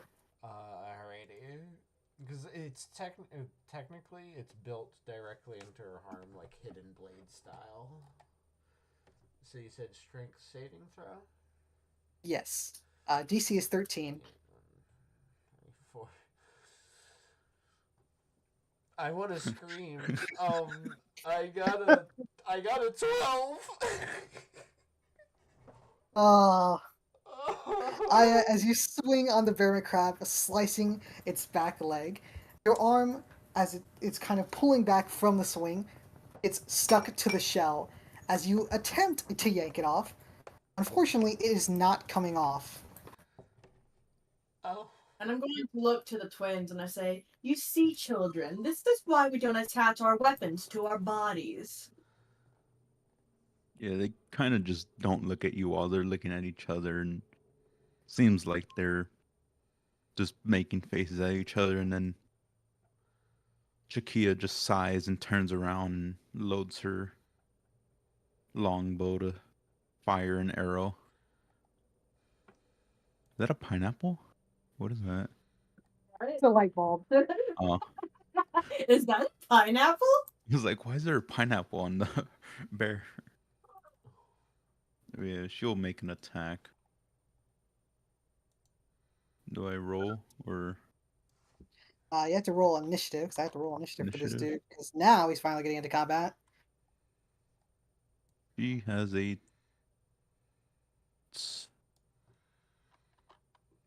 17. Awesome. Bearmint Crab, he got a 20 on his. Oh, So Mr. Bearmint Crab is going to go first, probably. I guess I should also roll for the guy then. It is a 20 modified. Oh, there you go. Well, that goes ahead of the Bearmint Crab. Well, I Shay, mean, he can't do anything. He can only move 20 feet, so he won't even reach. yeah, you'll think of something probably. Shay has a 22. And then Aya, do you want to roll for initiative? Yep. It's gonna be 18. Perfect. All right, so Shay is going to go first since he has a 22. So Shay is going to kind of whip out this massive two-handed sword from his back. And you wanted the little one. It's good to have variety! Hear Shay kind of yell at you. As you realize that Shay is trying to yank his feet off the shell, but it seems as if Shay is now stuck to the top of the Bearmint Crab. It seems his legs are kind of stuck to its shell. So Shay is going to whip out his Zweihander, and he's going to make an attack against the Bearmint Crab. That is a 12. With no proficiencies. So Shay go ahead and miss, but he's going to attack again. That's another 12. And Shay misses both attacks. Oh God. He kind of awkwardly just kind of if you have a big flails sword. the sword about, not really able to kind of cut at it. Alright, and then who is next?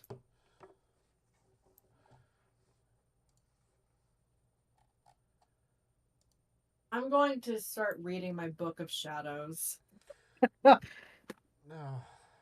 Man, you're such a big help. I'm so glad we have you here. Oh, please, I have my reasons.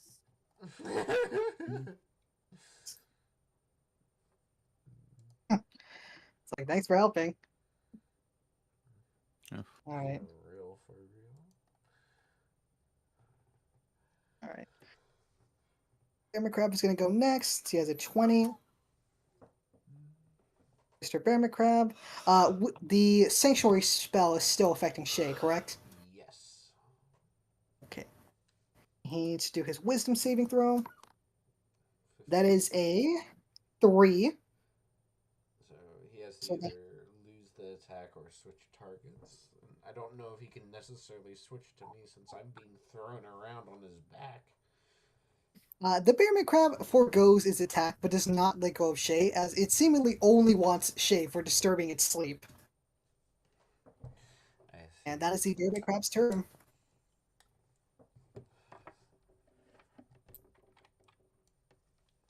Okay.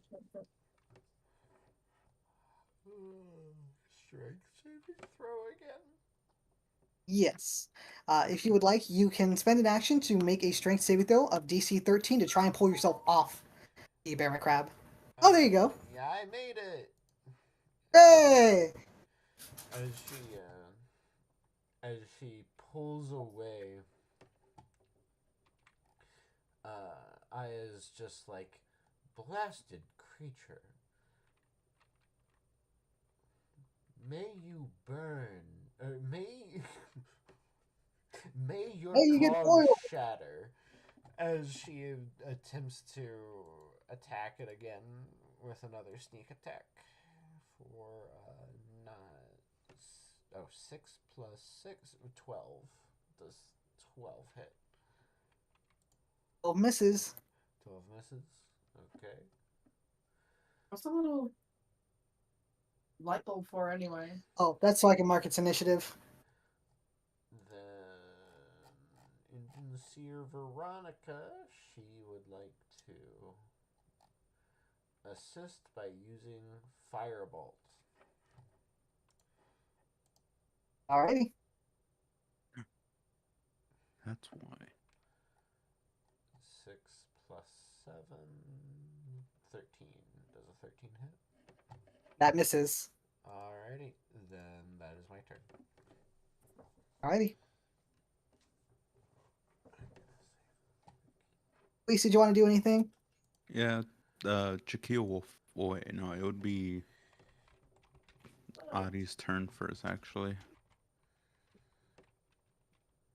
When did it move? Oh.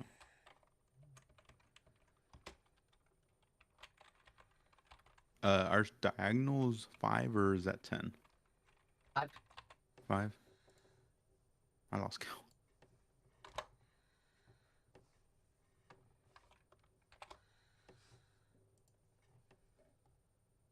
And he's just gonna use his full action to dash, so that's the end of his turn. Okay. Any of the other ones going to do anything, or is that their full turn? Yes, she will fire an arrow using sharpshooter, so -5 from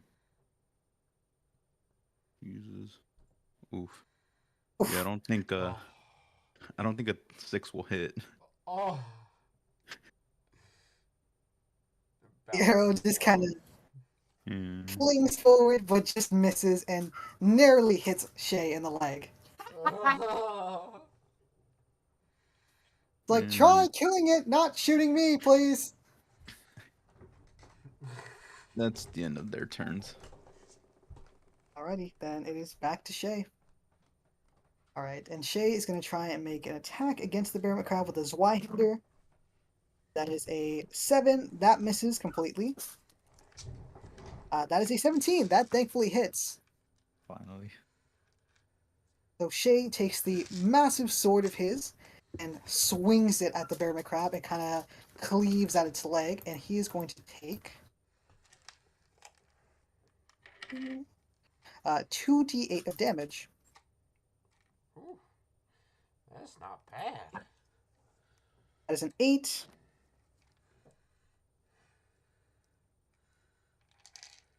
That is an 8 and 7. Perfect.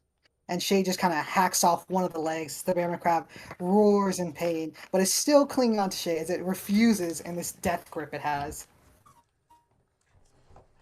Then that is going to be Shay's full turn. Alright. Back around to me. I think, right? Is it- Yes, it is your turn. Okay. I just want to make sure I wasn't like reading the turn order wrong. Alrighty, another sneak attack. An 18 plus 6. Definitely hits.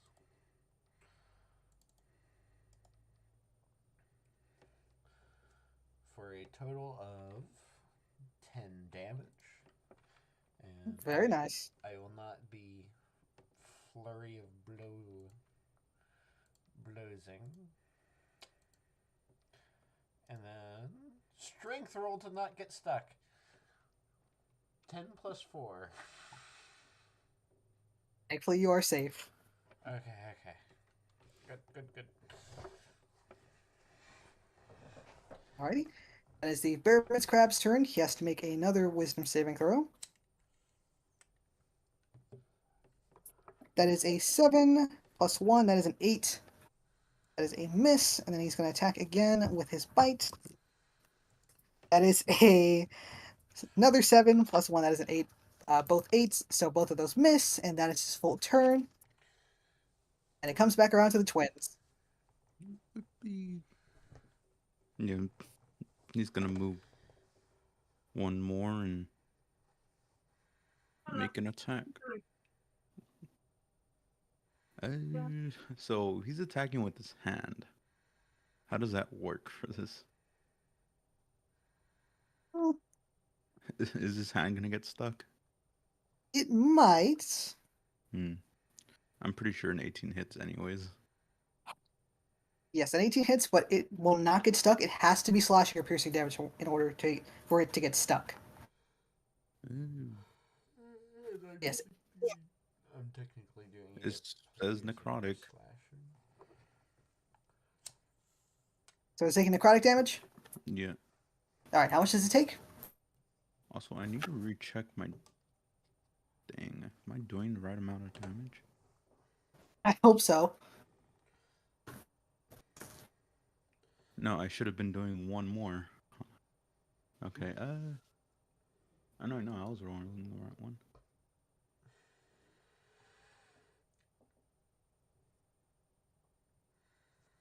That's wrong. So it's 9. No, wait, 7, I mean. No, wait, no, that is 9. 9 necrotic.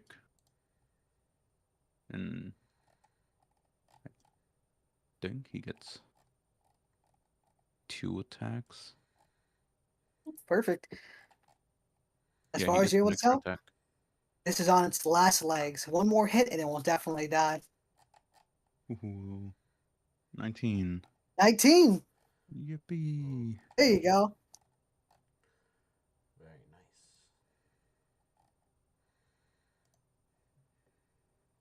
That is another 9. Oh no, 8 Perfect. plus. Describe how you kill it. He just drains the life out of it with his hand. Oh. His hand's all withered and stuff. Just drains the life out of it. Perfect. As you touch the bearman crab, it slowly starts to lose its life, its color fading away as the body itself shrinks away as it starts to turn into almost like one of those shrunken heads you see. It just kind of lets out a final puff of air before the large shell is finally empty of its host, and the bearman crab has died. I'm going to now approach and close my book. Very good. Are we all done here now? It would seem that way. Yes. Shay pries himself off the bearman crab shell and just kind of kicks the shriveled body. Which You're the one who went to go touch a random sword stuck in the sand. Hey, it's a random sword. Are you telling me if you saw that sticking out of the ground, you wouldn't try and grab it? Well, I did see it sticking out of the ground, and I did not try to grab it. Well, then look who has the free sword. Shay swings the long sword around himself, kind of like a lightsaber. I'm going to tap my Book of Shadows. I don't need a sword. Not much of a frontline fighter, are you then? I fight when I deem it's necessary. I'd prefer Hey, not to fight at all. But you didn't deem my life necessary? What do you say? I said, but you don't deem my life necessary? He kind of just smirks. Doesn't say anything, he just smirks. I'll take that as a no then. Well, clearly you're all more capable than I thought. After the dragon hit me, I went flying in the ocean and nearly drowned. Thankfully, I woke up here, and I found something a little bit more exciting. If you'll follow me, I'll roll my eyes and I'll follow along because I have nothing better to do. on the far edges over here, there's a cave mouth. A cave inside, or something inside. As you come around the corner, you see a large cave mouth. The opening itself, nothing more than a rotten wooded door. But there is a sigil on the door, painted in a very faded green.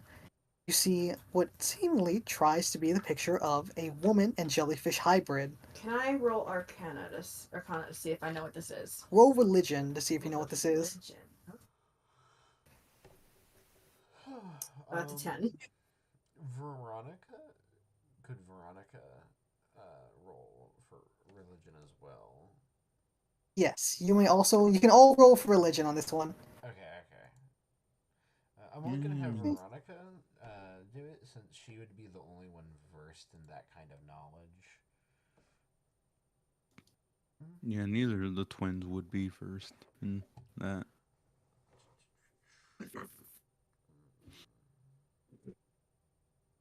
Well, thankfully, Coda, you are able to recognize what the symbol is kind of at least trying to represent.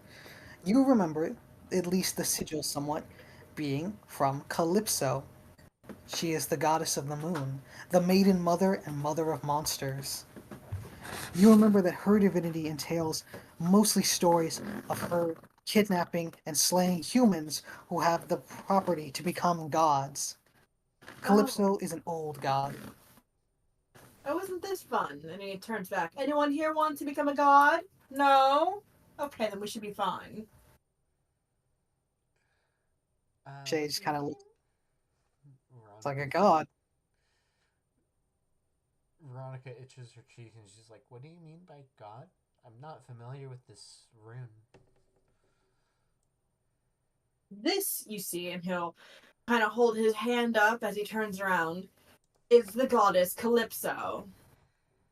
If anyone tries to become a god, she's not going to have it, and she'll slit their throats. Right. Then I think we should be best to not try and piss her off. Agreed. As just very calmly states, "The only god that matters is Morgarius. As far as I'm concerned, I have no need to be anything more than what I am." Then you and Calypso should get along fine. And I'll kind of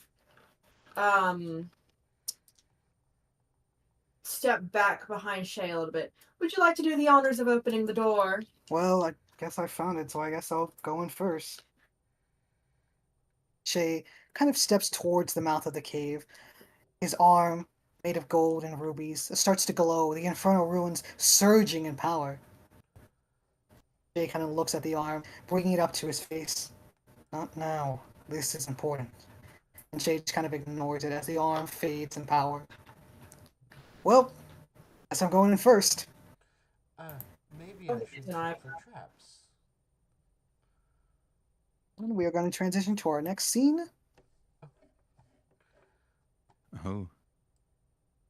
As you enter the Boys. very bad smelling cave. The cave itself smells horrible. The smell of salt and rotted flesh is the only thing that assaults your nostrils as you walk into the cave Where first. am I? You're gone. You got lost. Where's Yoda? Yeah, when I made this, I didn't accidentally involve Coda because I think I forgot to. Whoops. Coda's in the Oh, dark I'm now, so he'll probably huge. remove. Oh, I could have used one of my advantage rolls, so he didn't get knocked unconscious. Oh well. Oh well, it's fine. Inside the cave itself, there are skeletons, swords surrounding them, warriors perhaps of times long gone past. There's a few barrels that are seeping a seemingly foul-smelling liquid that's assaulting your senses. It's a greasy, greenish color as it pours out slowly. I decided to keep my mask on to mask the smell. Perfect. Thankfully, you do not feel the urge to throw up, despite the awful smell. What do you guys want to do? Akio wants to cast Detect Magic as a ritual. Sure. Yeah. We just Ritual. stand there for about 10 minutes or so while she Is Alright, there Chase just kind of awesome. standing in front, like guarding this big sword in between his hands. So, detecting magic? Anything? Don't know. is You have to there, Jakia, tell me if she sees senses I- anything with Detect Magic. wait, are Jakia, there you feel assist rolls with detect or with rituals?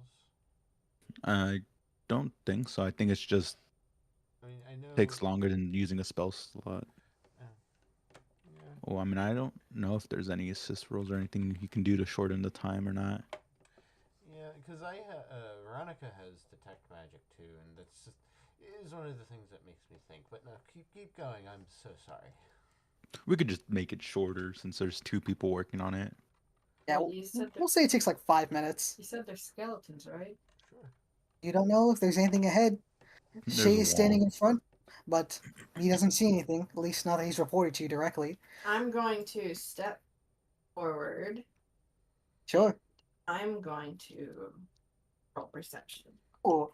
Jakia, throughout the cave, you feel a pulse of very faint but powerful divination magic. It seems Calypso herself has not abandoned this land. Perhaps this is a temple or something else of great value to her. You still feel her presence, but it is more passive, if anything, like someone watching you from afar. I rolled a 14. 14, and what was that for? I was just seeing what's around. Okay. Ahead of you, you see not really anything of value. Very, very, very far at the very end of the cave, in another opening, is just a dead skeleton. The body itself has been here for who knows how long, but shows no sign of reanimating. I'm going to smile as I approach this skeleton. Okay, Okay, can I roll Arcana or something to see if there's anything magical about it? sure. On first glance, you don't see anything directly about it. It's just a skeleton. Oh, that's a 9. That is a 9. Where's my d20? There we go. That is a 14. No, there's nothing magical about the skeleton whatsoever. It seems that it has no properties that would allow it to seemingly come back to life. Okay, I'm going to cast Animate Dead. Alrighty. And that Oh. doesn't take up any spell slots for me. Alright. Black magic flows through you, a cloud of pure smoke before it enters the skeleton, its body twisting and writhing as the bones come back together, tied together with fleshy black masses. As it runs over towards you and kind of kneels, but is kind of slanted given that it's missing a foot. Loyal servant, isn't he? You hear Shay call from above, back at the cave mouth. Oh, very. And if you didn't win that last fight, this could have been you. Right, but is there anything up there? I'm going to glance around. And I'm going to cast...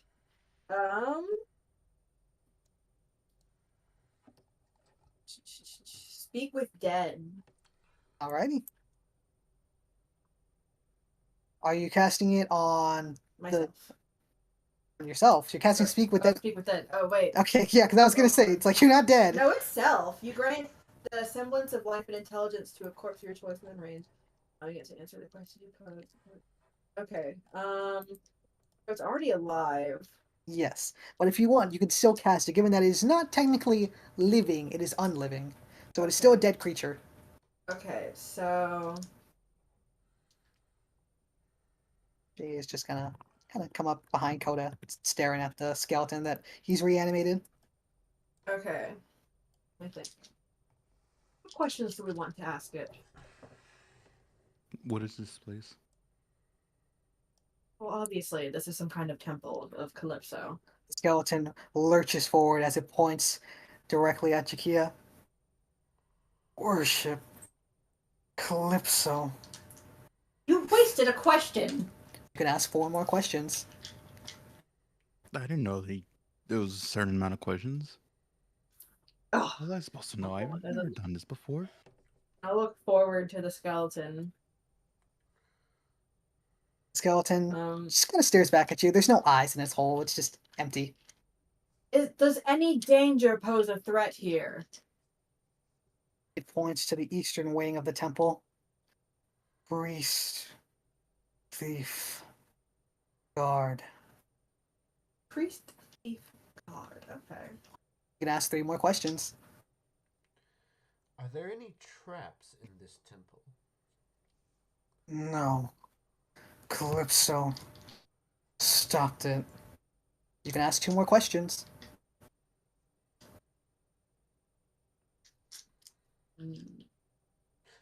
What is the importance of this temple?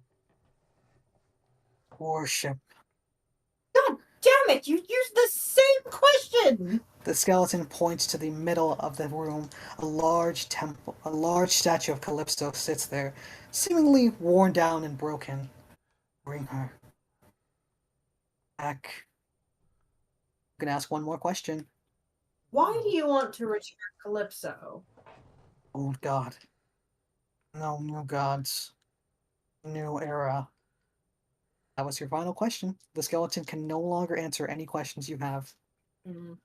Welcome, servants. We shall explore. The skeleton just kind of nods a little bit and just kind of stands there ready to serve. Oh, good! 2 more skeletons! And I'm going to cast Animate Dead on them. Roll a wisdom saving throw. Oh boy. Okay. At least we have, Okay. have one of our answers. They wanted to bring Calypso back. That is a modified 20. Modified 20, alrighty. Coda, you have to fight a little bit for this reanimate dead, as you feel almost a pulse, a wave of something pushing you back. It seems Calypso and her followers are not so easily manipulated again and being pulled from the veil of death. But thankfully, you overpower whatever presence is still here and reanimate the skeleton as it rises and withers and walks right towards you and bows again towards you. I see. Shay kind of pops up from behind. Can we ask you questions? I'm not casting a spell again, you dummy. But there could be loot or something in here good. After all, he said danger, thief, god. Shouldn't we be worried about that? Kind of glances aside. And why should I use my mag for you? I don't speak dead. We're all dead men telling lies, and after all, we might as well learn while we're still here. We don't even know where we're at. We're at a temple for Calypso. Exactly. I You know don't need that. to hear the same question over and over again. Fine. Shay's gonna walk forward and just kind of examine the area, see if there's You anything only of value. have 1 question you want to ask, and it comes with 5. I'm not wasting my magic. You still have 4 to ask then. Let's see. Shay is gonna roll perception. That is a 13. -1, that is a 12. Thankfully, Shay at least has started to prove his usefulness as he finds some barrels and old crates. Kicking them open, he finds... Where's my D4 at? So this is my D4. 4 potions of healing, and 1 potion of water breathing. Well, at least it's not all bad. Alright, let's split this up between everybody. Who needs one? Well, Take one.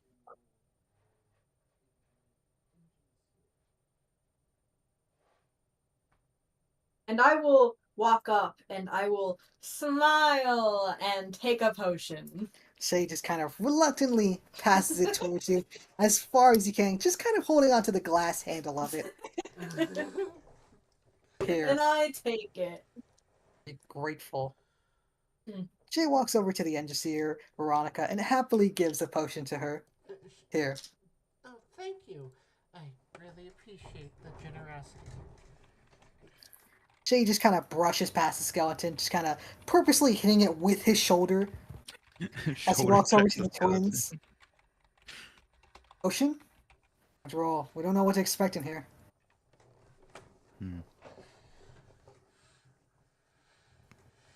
Oh yeah, Adi will take one for the both of them. As Chiquilla just ignores him. Thank you. It's my pleasure. And Shay is going to drink one of the health potions to get some health back, at the very least.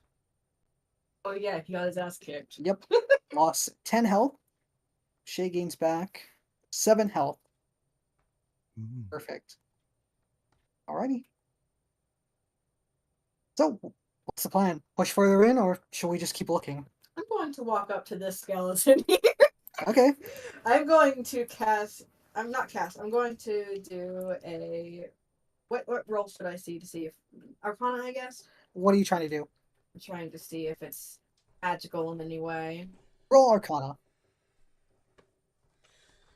Oh shit, that was 1. Hey there, little cat. You know nothing about this. There is nothing special about it. It is simply just a pile of bones. And you can tell nothing directly about it. There is nothing special about it whatsoever. Okay, I'm going to cast Animate Dead. Okay. Roll a wisdom save with disadvantage. Okay. My God. Do- How many anime deads do you got? I have unlimited Animate Deads. Really? Yes. That is so broken.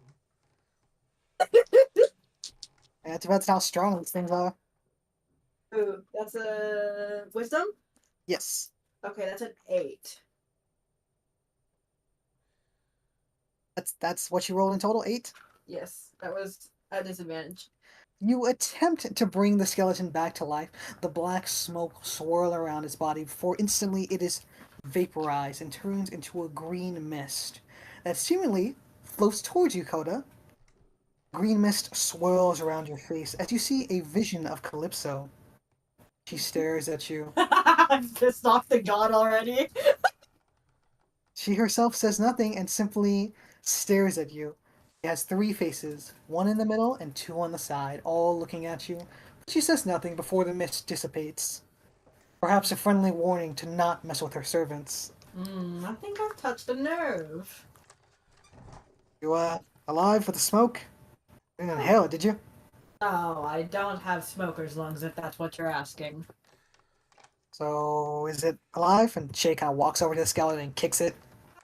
Don't do that. Well, it's not like it's alive. Yeah, but Calypso doesn't like us messing with her subjects. You mean you. You're the one animating them. I'm being safe and ignoring them. She's not using them anymore. You're kicking them. They're dead! From behind Aya, Veronica pipes up and she's just like, the last thing you'd want is provoking a avatar of the god like this, Aya here. She's an avatar of Margarius, and you've seen what she can do. So Figuring them. Yeah. Thank you. so maybe cool it with the desecration. He rolls his eyes. I've caught her attention, so perhaps. Some servants. Yeah, good idea. Right. Well, I'm gonna keep breaking these barrels. I need more health. As Shay immediately comes up to another wooden barrel and kicks it open, and he finds. And that is a D8, not a D4. Oops. She finds 2 more healing potions and 1 potion of water breathing again. Oh, might as well just keep cracking these open. Oh, I'd rather Wait a not have to minute. waste. Wait, almost stabbed me. The sword. Do we ever take it? Yes, Shay took that. He took the Okay. longsword. All right. Cool. Well, Shay's just gonna keep breaking open barrels. That is another 4 healing potions. There's another 1 healing potion. And that is another 4 4 potions of water breathing. Wow, really looks so far. Well, do we keep going? I don't see why not. Indeed. Some servants.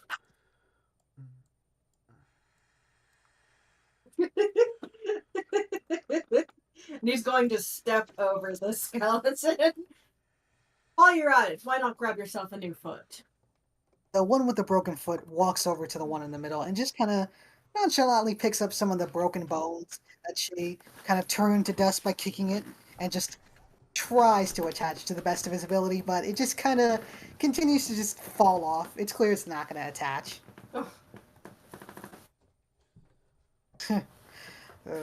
Poor skeletons, but it's their fault.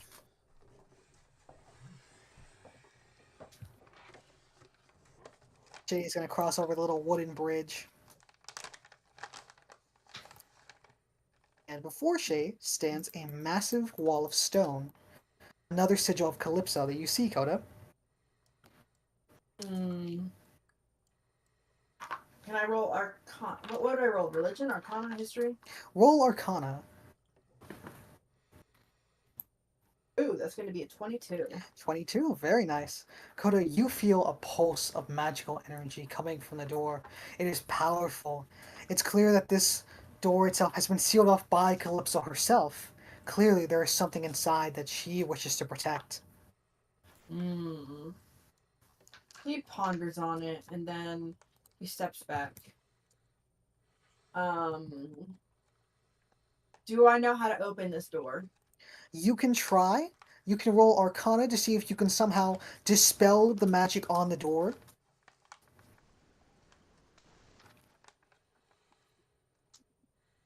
I look around. Anyone else here a magic user? No? I am. Veronica raises her hand.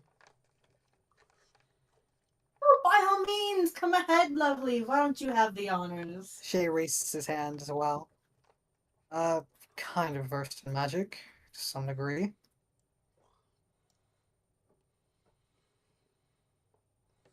He looks ahead at the door and he thinks for a second. Oops. Whoever wants the honors. This Why don't door you? has a seal on it. Well, Robot, what about you? Wanna try and crack it open? No. My engine seer is welcome to try, however. And Veronica's just like, yes, ma'am. She salutes and she goes to look at the door. She wants to study it first. Shay's gonna step to the side and kind of let Veronica have some room. 9 plus 7.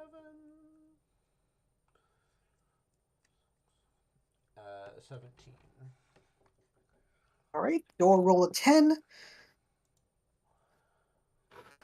Veronica, you managed to thankfully dispel any magic that the door had before it, as the sigil itself glows a very faint green before it pulse fades out and dies, as the door crumbles into nothing more than pebbles and dust. I As the did gate it. is now Very good, you did. Now step inside. No, I'm not that dumb. And she all backs walk in, off. Shay walks forward, sword in hand. Right, monsters, if you're in here, I'll He's kill gonna you. get himself killed. Oh, I'm Shay counting on it. walks about. You thankfully hear no sounds of combat, no sword swinging, magic or spells being flung, or guttural roars and screams. Shay walks back towards you. It's empty. It's not even a trap in here. I will nod, and I will have my minions go ahead of me. Two skeletons walk forward and explore the room. Oh, there we go. I was wondering which one of these guys was stuck. And I will now enter, as they have not turned any magic spells. As you walk in, before you stands a coffin. Elaborate stonework with beautiful carvings inside, more of Calypso's sigils, and another depiction of Calypso herself in the middle lies at the very top of the lid of the coffin. You see some text written on the coffin, laid in the stonework. You want to try and read it? Detect magic. Alright. Sika, Any- when you cast Detect Magic, you feel a pulse of raw, radiating divination magic here. From where? I'm From assuming the coffin itself. It seems whatever is inside is very useful, and Calypso has an important use for it directly. I'm going to. I will strangle somebody. I will. It's that Bone would be Daddy. terrifying. His I bone still- daddy. I'm going Does to try to read it. And what way I roll? Roll. Or what languages do you speak? I speak. I'll find that. Hold on. what language is it in? You do not know off first glance. You would have to roll Common, investigation. Draconic, Infernal, Abyssal, and Thieves' Cant. Cool. Just make Coda, sure- roll a investigation check with advantage because you know Abyssal. Cool. I also roll investigation to figure out what this is. Ooh, very nice. 18. 18. Okay, that's going to be a 12. Perfect. Both of you are. Coda, you are able to make out what it says perfectly. Sika, you're able to make out that it is an Abyssal, but you only make out a few words. Do you speak Abyssal or no? No. Okay, they only are able to make out a few words directly. Here, Coda, the sigil itself in the writing says, "Here lies a priest of Calypso, forever embraced by the Moon Maiden. May she be reborn as the Moonless Hunter, and may she forever stop mortal kind from reaching godhood." Hmm. Yeah, I'll say all she got from that was Calypso, Maiden, Priest, and that's it. I It can't tell what apparently this seems says. that we found one of the dangers that my minion was talking about. Yes, very heavy amounts of divination magic comes from this. Alright. I'm going to step aside for one of my skelly boys to approach.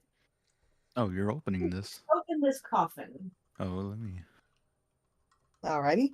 The skeleton is going to attempt to open this. I don't know how well it's going to go for him. Get her bow ready. Okay. He's going to make a strength check. That is a 10. Despite the skeleton's best efforts, he simply is not able to kind of unlift the stone casing from the top of it. And if anything, almost he manages to snap off an arm before thankfully he stops. You have a golden arm. Why don't you make yourself useful? Oh, I'll try. Jay walks forward, and thankfully he can speak Abyssal, so he reads what's on the coffin and attempts to open this. So he's gonna roll Strength is a 17 plus 3. And that is a 20. Shay takes the golden arm and manages to thankfully pry off the entirety of the lid, almost cracking it into as he kind of just tosses it aside, almost hitting the skeleton standing next to Aya. Before Shay sits a body. It is very ancient from what he can tell. The body itself is bald and rotting, but it's mummified and is somewhat well preserved. Her skin is not completely gross and gray and rotted. In fact, the skin itself is actually very well preserved.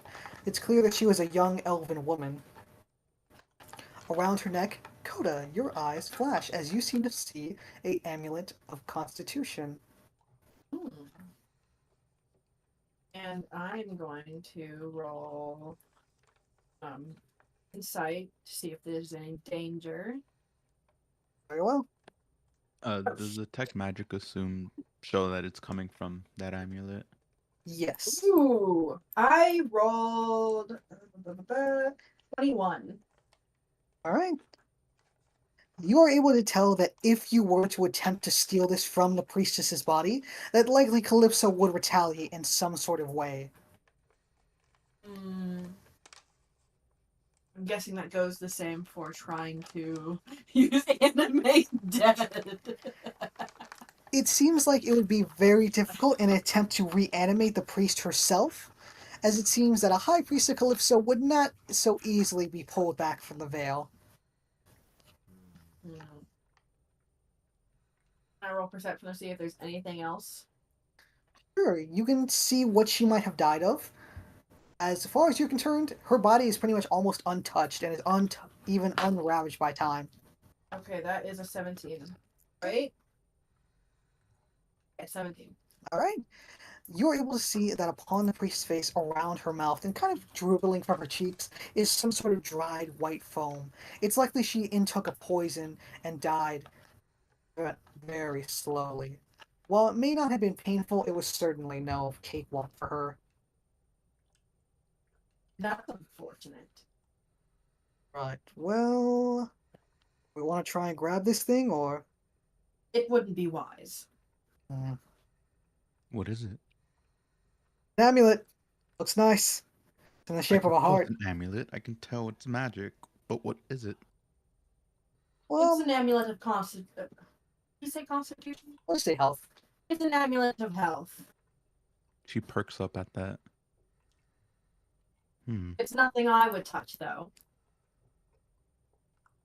Yes. I know Calypso and all that. Well, who's the sneakiest out of all of us? After all, maybe some sticky fingers were to maybe grab it. Maybe Calypso wouldn't care.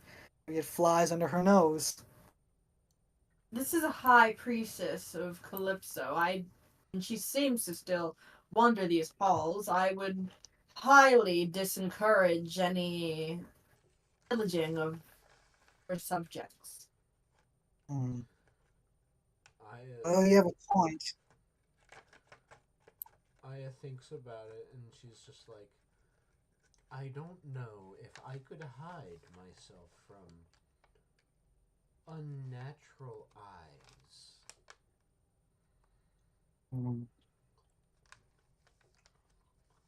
Again, all of you feel a pair of eyes on you, like Ozzy Dahaka, but more faint. It's not direct and it's not very hostile. If anything, it seems almost passive, alien, a silent watcher. Calypso, perhaps? You have no idea. Yeah, Audie and Chikia just look at each other and communicate like that. Somewhat And you just seem said to be it arguing. say about what would happen if I tried to take it? It's likely Calypso would likely retaliate in the theft of an item from her high priest. What that retaliation might be, you would not know directly. Are there any rituals we could perform dedicated to Calypso that would help us retrieve the item if it is so desired? Roll religion. That is a question that Aya states out loud. Well, I rolled a 17, so I think I would know. 7. Aya doesn't know, so the question actually stands really well. I rolled a 17. But you recall a very faint ritual dedicated to Calypso, the spilling of innocent blood. It will quell Calypso as she requires the blood of many innocents in order to ensure that her reign is powerful and that mortals are reminded of their place. He turns around and looks at the twins. And then he looks at Veronica. An What if idea? you're fine? Veronica's just like, don't look at me with that stink eye.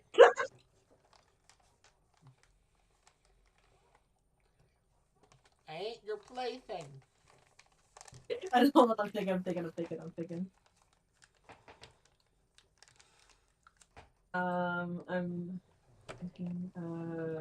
He's going to walk over to this old chest and kick it open. As he kicks it open, a Mimic. slight green mist kind of puffs out of it. It smells bad, but nothing harmful. Oh. Oh, God, this is bad. this It's is why you should fish. stop kicking things. I have to kick it open to find what's inside. You can tell Shay is very hardly trying to stop himself from throwing up. He has to make a Constitution saving throw. Step over here. 9. And Well, what is it you found? You obviously gave us that look. Now, it would seem that what we need is the blood of the innocent. I would say only maybe a small slit in your skin would do. Innocent? What do you mean by innocent? Well, I would say someone of good-hearted, someone with good-hearted values. I would say. childlike wonder, Shay pops up. You see where I'm going with this? Veronica looks around nervously and she's like, maybe me? You could certainly try, and he holds out his hand for Veronica to approach. Not if you're doing it. Not if you're doing it. I'll do it if Aya does it. If my Smith does it. Who here knows more about the ritual? You, but I don't trust you. He pulls out a dagger. I'm not going to kill you. Are you sure? Yes, I'm sure. I already have 2 servants right here, and I don't need another one, especially not one of your stature. Shay kind of pops in, kind of like butts his way in a little bit. Well, all things considered, if you manage to drive off that dragon, then I think losing a little bit of blood is nothing that can really harm you that badly. And he just kind of beckons her forward with his like claw hand, and is holding a dagger in the other. You feel the looming presence of the automaton standing over you as you hear Aya simply state, "If you harm her, I will make sure non-functional status is achieved for you." Well, it's either her or one of the children. Children? Do not kill her. What children are you talking about? He looks forward. Oh, I assumed you were children. Veronica I am most holds likely out- older than you. Veronica holds out her wrists as she just like she looks real nervous. Good God! You want me to slit your wrist? That would kill you. What? I mean, not well. If it was up and down, what Oh. do you mean? Let me see your palm. And he like grabs her hand and cuts her palm open. Ah! Ow! Okay.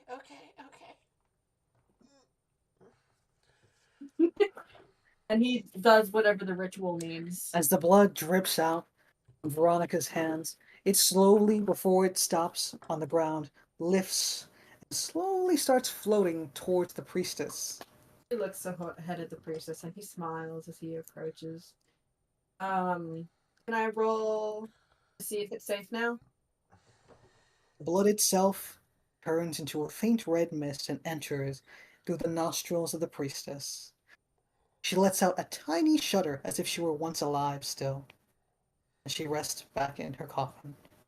You feel the faint presence of Calypso fade away. And I will reach in and I will take the amulet of constitution. You are able to thankfully grab the amulet of health off the priestess's neck and have successfully managed to get yourself a piece of loot.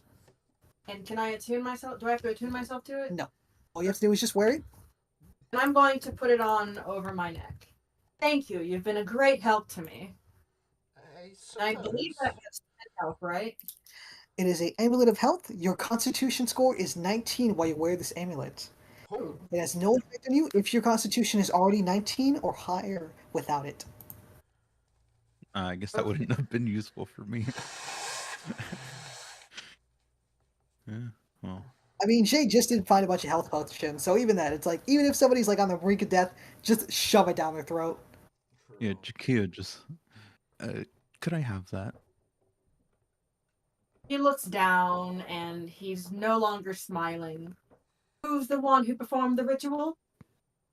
Yes, but you don't need it.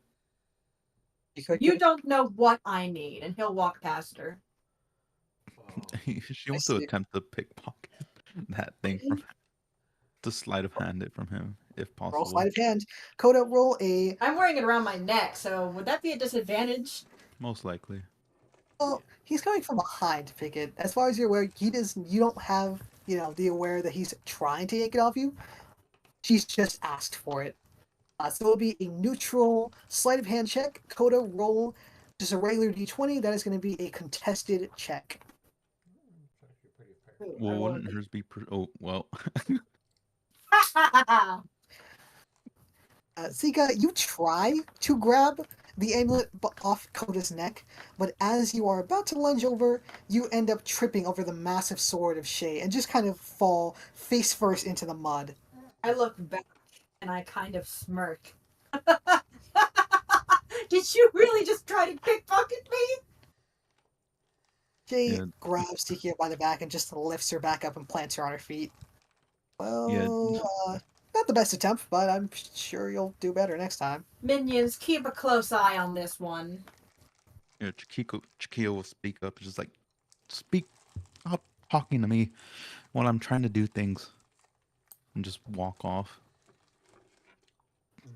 Obviously, y'all probably don't know she's talking to her brother at that point.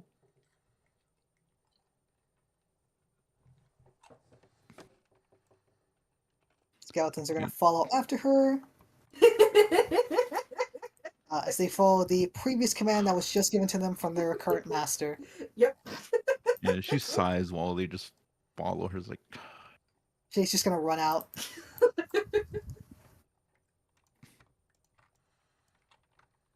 Okay, hold on.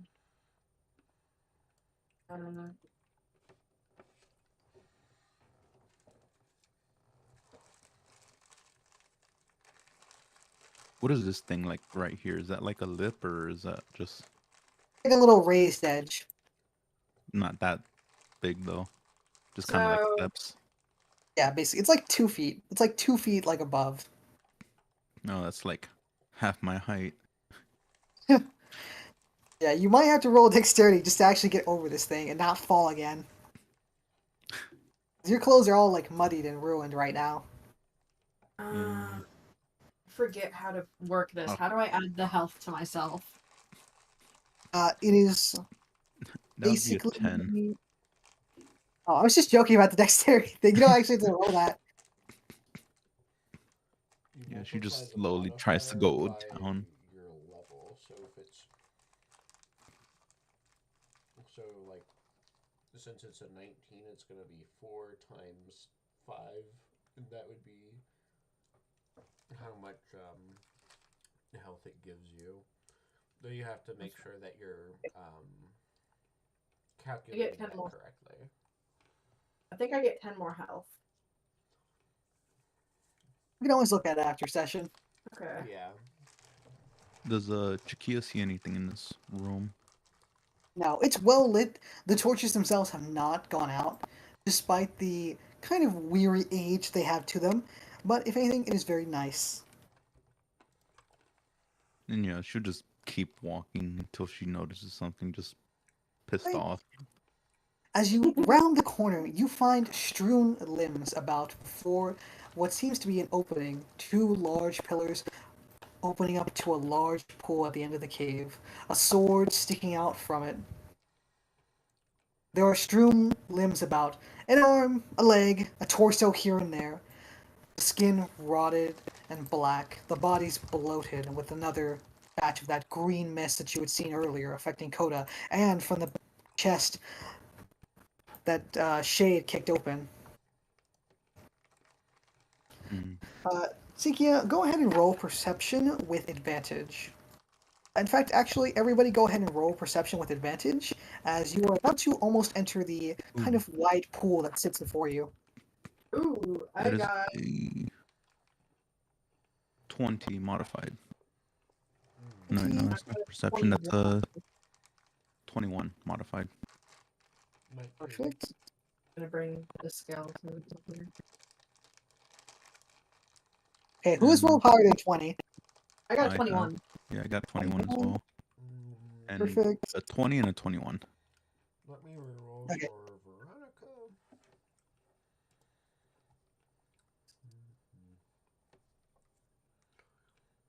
She hit. Veronica gets a 20. Exactly. Wow. Wow. Very nice. Wish you I mean, would it's, shake it. it's a mod 20. Mod 20. My bad.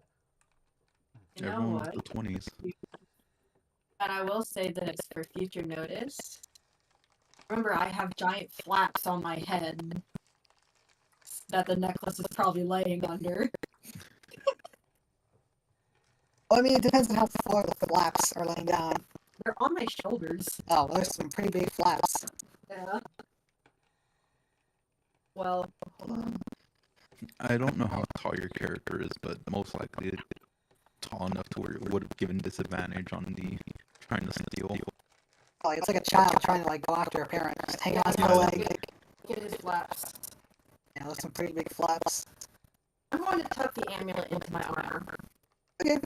You easily just kind of slink it down into there. Yeah. Everybody except Shay sees in the middle of the pool what seemingly seems like a giant kind of squirming pale eel, very awkwardly kind of swimming about, almost like it's struggling to kind of move.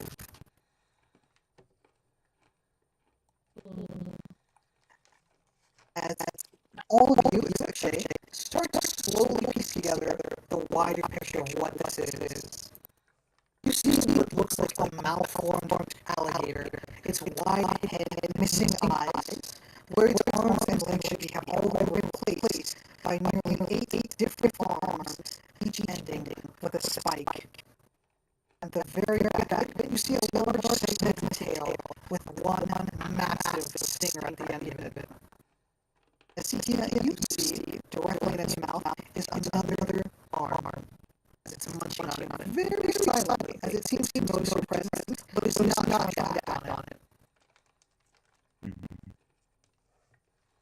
I see the sword in there, right? In the water. Yes, you see a sword just like laying right next to it. Yeah, like magic. I'm trying to Okay. magic. I mean, it's a ritual. They've always been rituals, so it's just not gonna Okay, so you're just gonna stay like 10 minutes in while it's like massive in the water.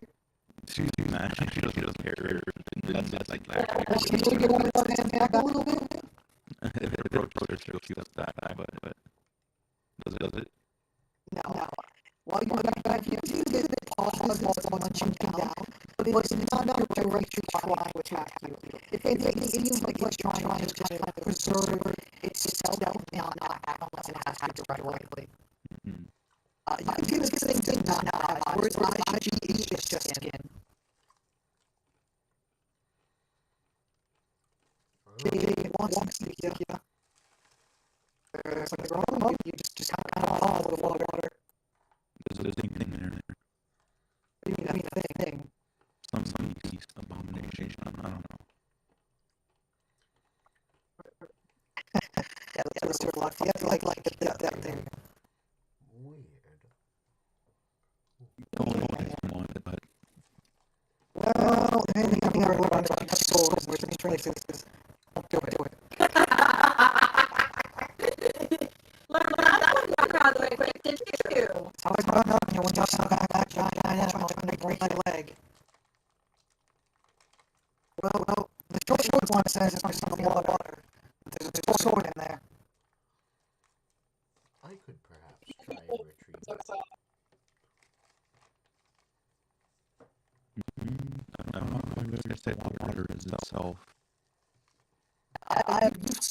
You've been able to see the gigantic kind of misshapen alligator-like creature just kind of sitting there.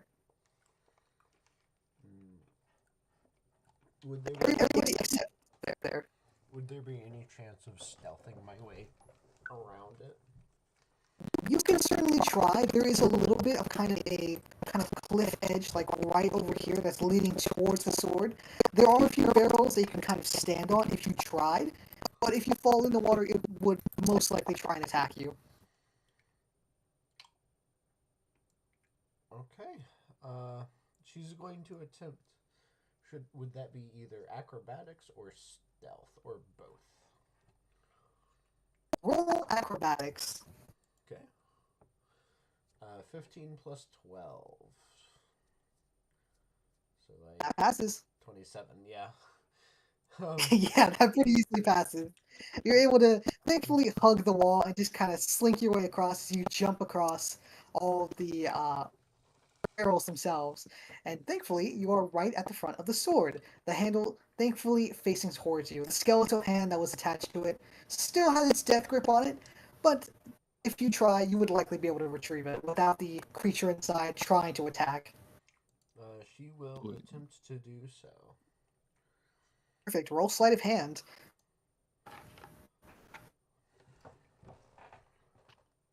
A 14. That passes. You are thankfully able to grab the long sword out from the water as the beast itself kind of slinks away as it continues snacking on the arm. Also modified, that's a 20. Oh, well, there you go. Yeah. Thankfully steal the sword. And then she just slinks right back, and she flips the sword as she flips the sword from its hilt to and catches the blade and hands it to him.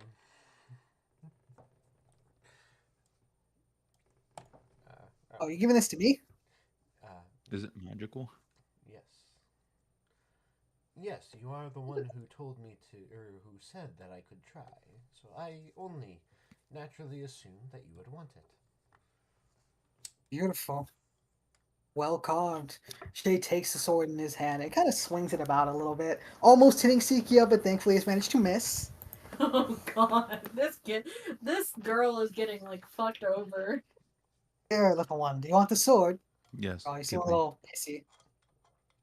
And Shay just gives the sword over, blade facing him, over to her. She just snatches it.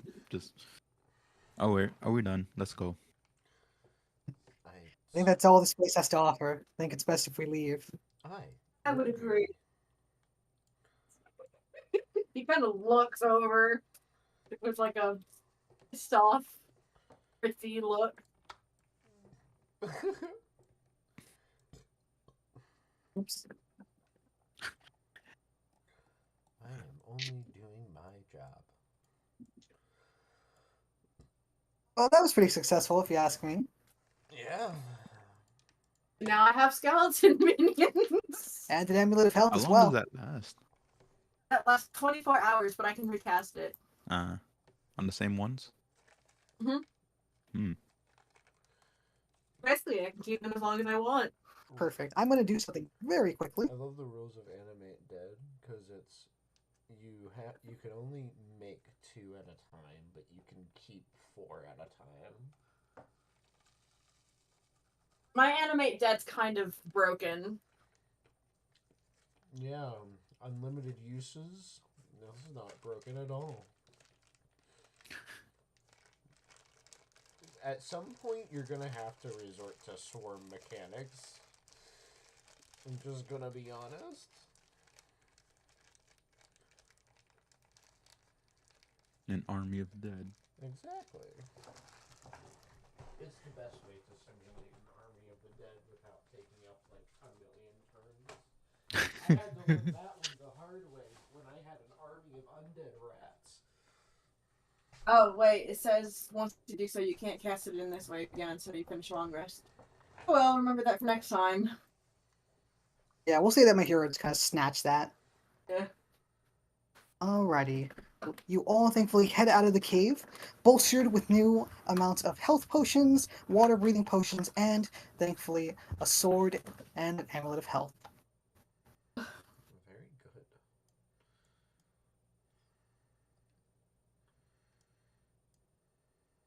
Give me my minions. Yeah, there we are. I don't know why you're all so tiny.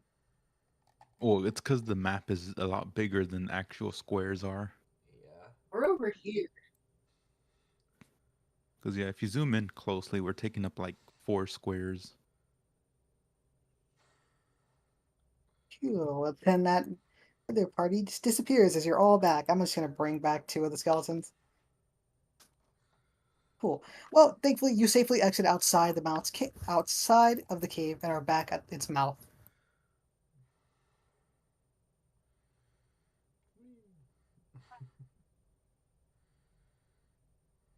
Yippee! I have slaves. Well, we started off pretty strong, all things considered. Perhaps we should look forward for a way to find our way to the city. I would say so. Yes, my objectives lie deeper inland.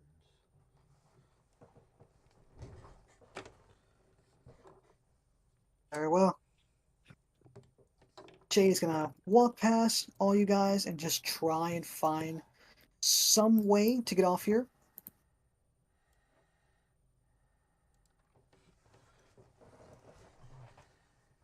And I'm going to look up ahead and I'm going to see this wall here. Before you is the massive cliff wall. Well, it doesn't seem like there's any easy way to directly get up there. You could certainly scale it. Jay kind of comes up behind you. So, staircase? He points at the skeletons. I am going to look at these skeletons. Skeletons, make yourself useful and help me out. Skeletons immediately spring forward, but do not know what to do directly, given that you have not given them a specific command. They just kind of turn them. One is sitting down and kind of acts like a chair, while another is facing forward, acting like a table. What do you know? Aya just wants to jump up using pure acrobatics. Make an acrobatics check. 3 plus 12, 15. 15. Thankfully, with a sprinting head start, you are able to run up at least and kind of scale the cliff wall before you manage to fully, manage to jump on top. What about Veronica? Veronica's still down. See, so here's the thing. Veronica immediately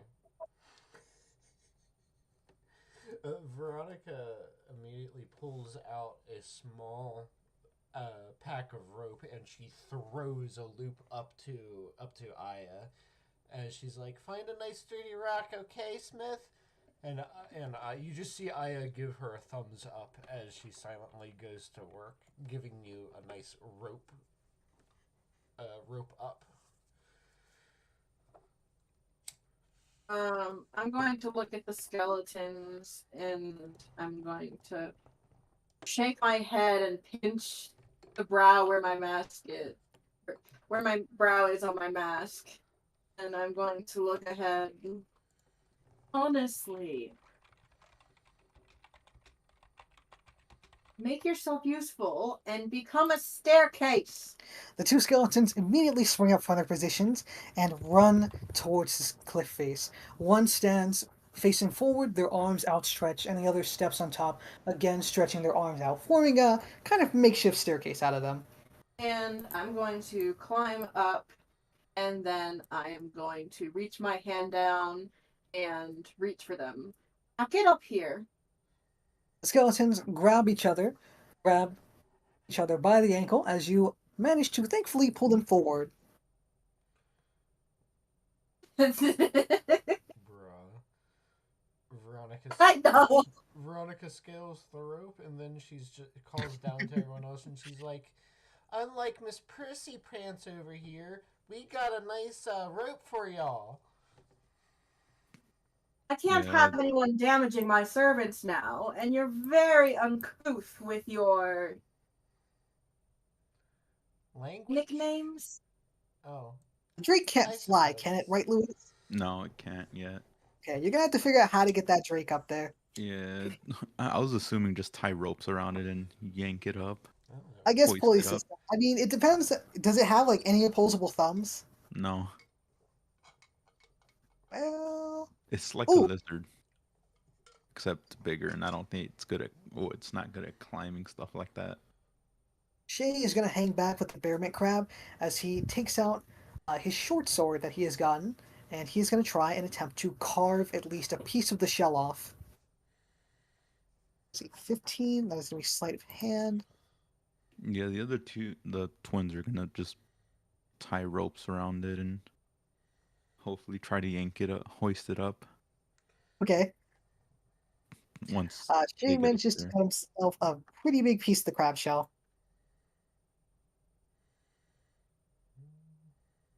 very nice. Yeah, they'll go So up how there. do we do this? And Shay just kind of gestures towards the Drake. We've got plenty It of has rope. ropes like tied around it, so hopefully that holds. Jay's gonna come up behind the Drake and just kind of take his hands and try and push the back feet a little bit up to see if he can push it further up the rope. Yeah, I don't know how much it weighs, so Roll a strength check, and I don't know. Do the rest of you want to help him try and pull it up? I will help. Perfect. Roll with advantage then. me or Yes. oh no. It's never good when you say, "Oh no." 13. All right, 23 in total. All right. Well, Oh, was I they- supposed to roll for both twins or just one? yeah, because both of you are pulling on the rope itself. Because it's both the twins and then Aya all pulling together. Yeah. Total 13 21. and 17. I mean, with the strength of a robot, you should win automatically. Yeah, thankfully you Yeah. managed to pull the Drake up rather easily as Shay follows up behind it, kind of shimmying up the rope. Oh yeah. Woo. Thank you. You are welcome. Of course. Veronica just like gives you a thumbs up as Aya says you're welcome. Hmm. They undo, or she undoes the rope and coils it back up, and my two characters are ready to go. Beautiful. To the right side of you, you notice an abandoned campsite. A campfire, a leather sleeping bag, and a little backpack with a little metal pan. Seems like somebody was getting ready to cook breakfast before they left the site. Servants, investigate. The skeletons just kind of run over, and one grabs the leather backpack, and one grabs the leather sleeping bag, and runs back and brings it towards you. And I'm going to go through the backpack. Perfect. In the backpack, you find two. Oops. 12 gold pieces and 3 healing potions. Ooh, okay. Write that down. Where's my pen? There it is.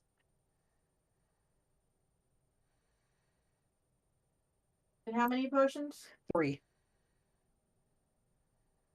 Okay. Lovely. Thankfully, you are on the road to the city of Talith.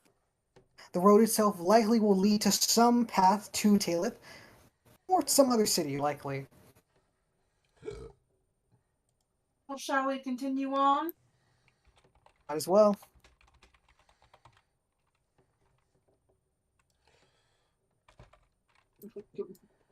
Completely cuts off the others. We value your opinion. We just want to get to the city and live.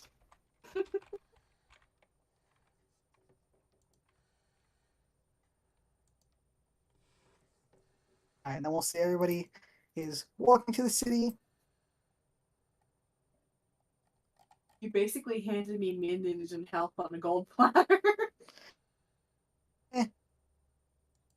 Thankfully, after many long hours of walking and seemingly no progress, you thankfully are able to hear voices as you pass by a little cottage, a man tending to some cabbages, as you see, finally, after the long journey, the city of Talith.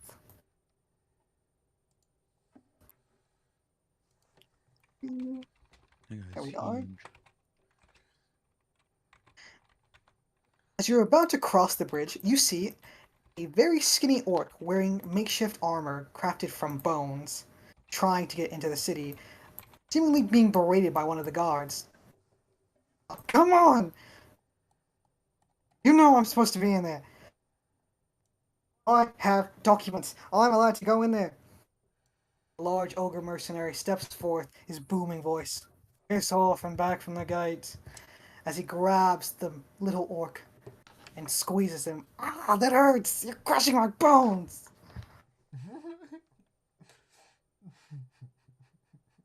Oh, look, a show! Ah, come on! I have business in the city. You can't keep me away from here. Little orc is kicking his feet and trying to hit the ogre, who really doesn't care and is just more or less just annoyed that once again this person has shown up. Aya and Veronica very confidently walk up and kind of just look at the ogre, and Aya simply states, I have papers stating that I may pass into the city, and she reaches into her her giant cloak and pulls them out and hands them to the ogre, just kind of waiting for him to release the orc, the scrawny orc. What's that? The ogre turns to you. The orc still in hand as he unceremoniously drops him as he falls into the floor face first and just kind of with a nice little wet splat just falls on his face. Oh. The ogre himself walks over to you and takes the paper out of your hands, investigating it. Oh, thanks. Fucking asshole. As the little orc just kind of runs off and chamois. Right. They're supposed to be here 2 days ago. 2 days? The ogre Our ship slams the got paper delayed. back into his chest. I'm going to walk forward. Why, yes, we were, but unfortunately, our captain decided to drive directly into a dragon. Captain? The ogre looks again at the paper that you had given him, Aya. Very clearly trying to read it, but you can tell this guy is not smart. Sod Suran. Where's the goods? He asks you, Aya. Yes, they are currently shipwrecked off the coast. Oh, goods? No entry.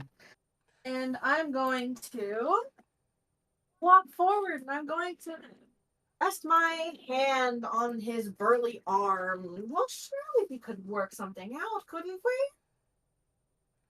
Ooh. The ogre takes his massive, meaty arm and I just can't kind of... roll charisma? I mean, sure. If you want to. You can try and persuade him. Roll with advantage.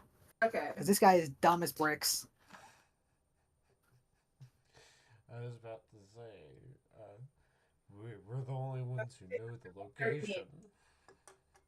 13? Yeah, he rolled a 3. Whoa. He kind of scratches his head. And he just kind of grabs you by the shoulder and shoves you forward, almost knocking you over across the bridge. I stumble, and then I motion for my skeleton servants to come with. They're with me. The skeletons happily walk past the ogre as he kind of stares a little kind of uneasy at them. He's never really, seen necromancy up close. Them too, he points at the rest. I'm going to look ahead, and I'm going to think, and I smile. Why, yes, everyone here. Don't be late next time. Sure thing. As the ogre kind of mutters to himself before going back to his guard duty.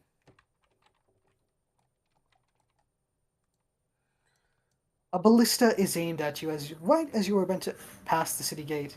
What's your business? Calls one of the guards from up top. Hold on. We were sent here to deliver goods, but unfortunately we were shipwrecked. We're here now to seek... Hold on, pause, I'm thinking of the word. Shelter, safety. We're here seeking shelter and safety. Right then. Who did you sail under? What captain? What's his name? Sarad. Sarad. Unfortunately, I believe he went down with the ship. We know the rough Where's- location. If you would like to send a salvage crew, then perhaps we can still deliver the goods. Sarad? You hear a voice speak up from the other side of the gate. As the gate doors open, as walking out is a mega obese tiefling. Oh no. Barely able to walk, but somehow still able to kind of waddle forward with a little cane. Well, it's about time. I assume you're all part of Sarad's crew. Indeed. And the captain himself, as he kind of looks over your shoulder trying to see if Sarad is perhaps there. He stupidly decided to sail directly into a storm of a dragon. I see. And the dragon. Large, 3 heads. Yes, and very dead. We killed it. Dead.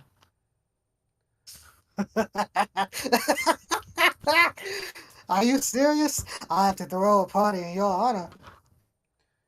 He smiles. We mighty appreciate that. My name is El Terrell, captain and mayor of the lovely city of Talith. We were expecting you, and you don't happen to have Sarad's goods, did you? Went down with the ship, I'm afraid, but you're welcome to send a crew to look for it. The joy from his eyes instantly fade as he realizes he is not getting his order. You're kidding, right? Surely you're joking. You have my supplies, right? It's just around the corner or something. I'm sure you're joking, right? Unfortunately not, but we can help you serve you in other ways. Right. Well, at least you got here, all right, I guess. And if it's true what you said, you got rid of Ozzy Dahaka, then I'll certainly be more than happy. Right then. Well, follow me, will you? And he's going to follow with his skeleton servants. At first, I wanted to correct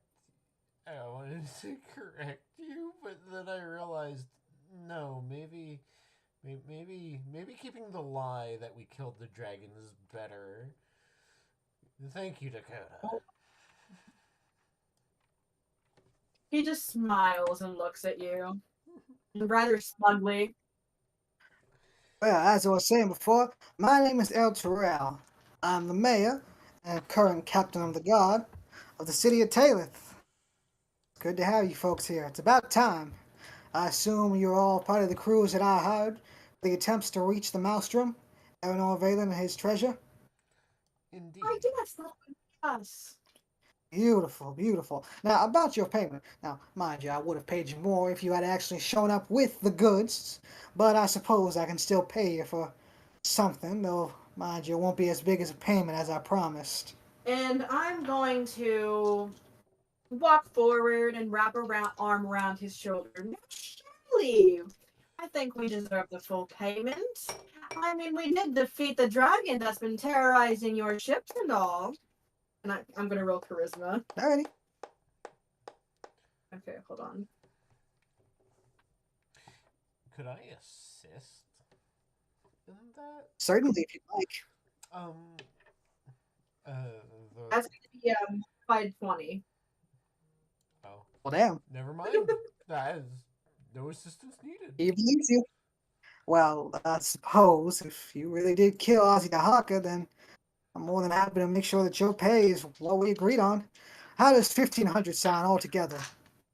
Sounds just glorious to me. And he clasped his hands together with a smile. Lovely. And are you sure that Ozzy Dahaka is dead? You are sure, yes? Oh, we saw it with our very own eyes. Lovely. He did. I'll be honest with you. He kind of corrals you all together in kind of like a huddle. I'll be honest with you. We needed those supplies. The journey to this isle and attempt to even set up a city here has been nothing but fucked. To be fair, this city has been a starve, and these people don't even know it. I can't afford to send out more trade ships. A dragon would do nothing more than to delight in destroying them. I've tried everything. But if it's true that he's dead, this city can thrive. And I'll get you into that maelstrom, and I'll get you everything that you are owed. Sounds just wonderful. I'm sure you're tired from the long and hard journey. Here, take some of these. And he gives you a little golden thing with it, the symbol of his face on it. It's a what? It's a golden coin with a symbol of his face on it. This is a voucher. It'll get you a room at any of the inns, and it'll ensure that the captain of the guards will see to it that you're given special privileges. After all, if you're truly ones that have managed to do this, then I assure you, you'll get into the maelstrom. Absolutely golden. Now, do y'all have any questions? Yes. What is your highest rated inn here? Oh, that's easy. That's the Brass Griffin. And the Brass Griffin it is. I'll let them know that you're on the way. I'll assure you, you'll get free drink and free food. I'm sure you're tired.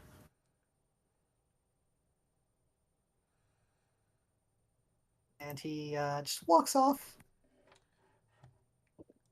As he walks off, Aya simply makes a very sly comment. Do you think he is rationing supplies correctly? And Veronica just shakes her head. Judging by his figure, no. I mean, he does and Shay kind of like comes over a little bit. Like, he does realize he's got a fat person in charge of the food, right? I would hope so. I mean, do you see how big that guy was? Well, You. I was just like, well, now let's not make rude comments. I wouldn't be surprised if he feeds on his citizens.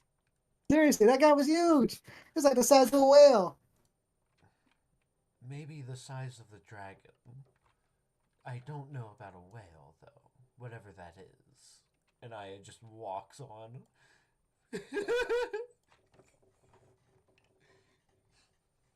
Well, think about it. 1,500 gold for all of us. What are we going to do with that much money? Honestly, it's barely a... What's the word I'm looking for? Hold on, pause. I have to... It's barely an addition to my wealth. But it is nice to have some pocket money. And you really are rich, aren't you? Perhaps I will buy information with it. Hold on, can we pause? I'm gonna go get some water. Okay.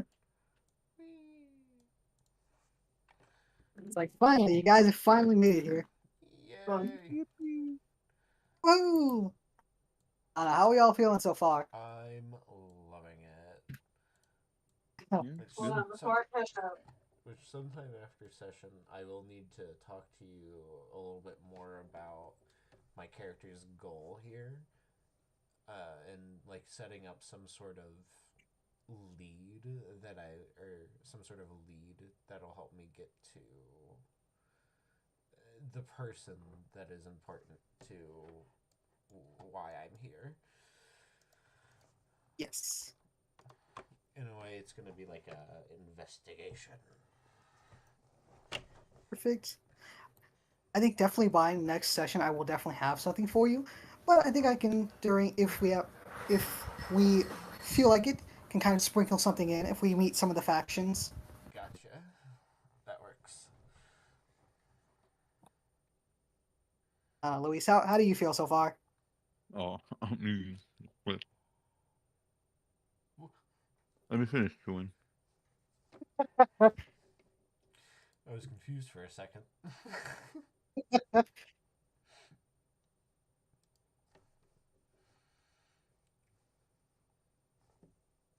What do y'all think of Coda? He's an ass, right? Absolutely, and I'm loving him.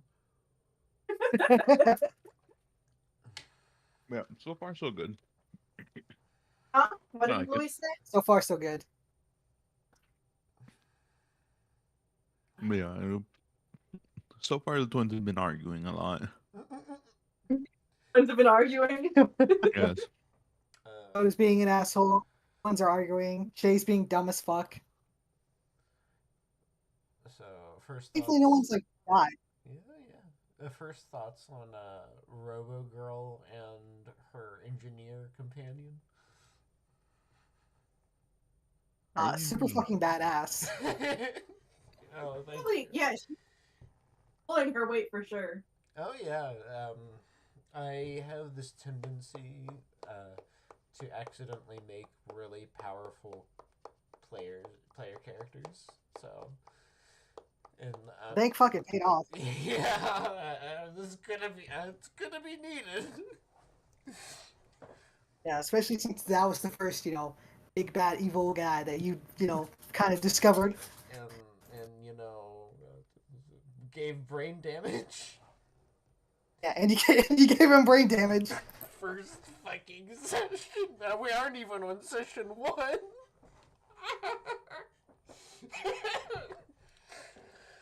We don't even have our full party yet. Yes, still need Bella. Oh yeah, that'll be interesting. I'm gonna put I can't wait to bully Bruce. a little parasite. Yeah, I'm gonna bully him so hard. I'm gonna move this guy over here. As you're all standing in the middle of the city, you see a town crier. Town crier. What's that? Those people that stand in the middle of the street, like they ring bells and are like, so and so has died, or this and this. Bring out Okay. your dead. Yeah, exactly. Bring out your dead. Horrible news! The city of Greenwood has faced the first death of a child. Horrible news!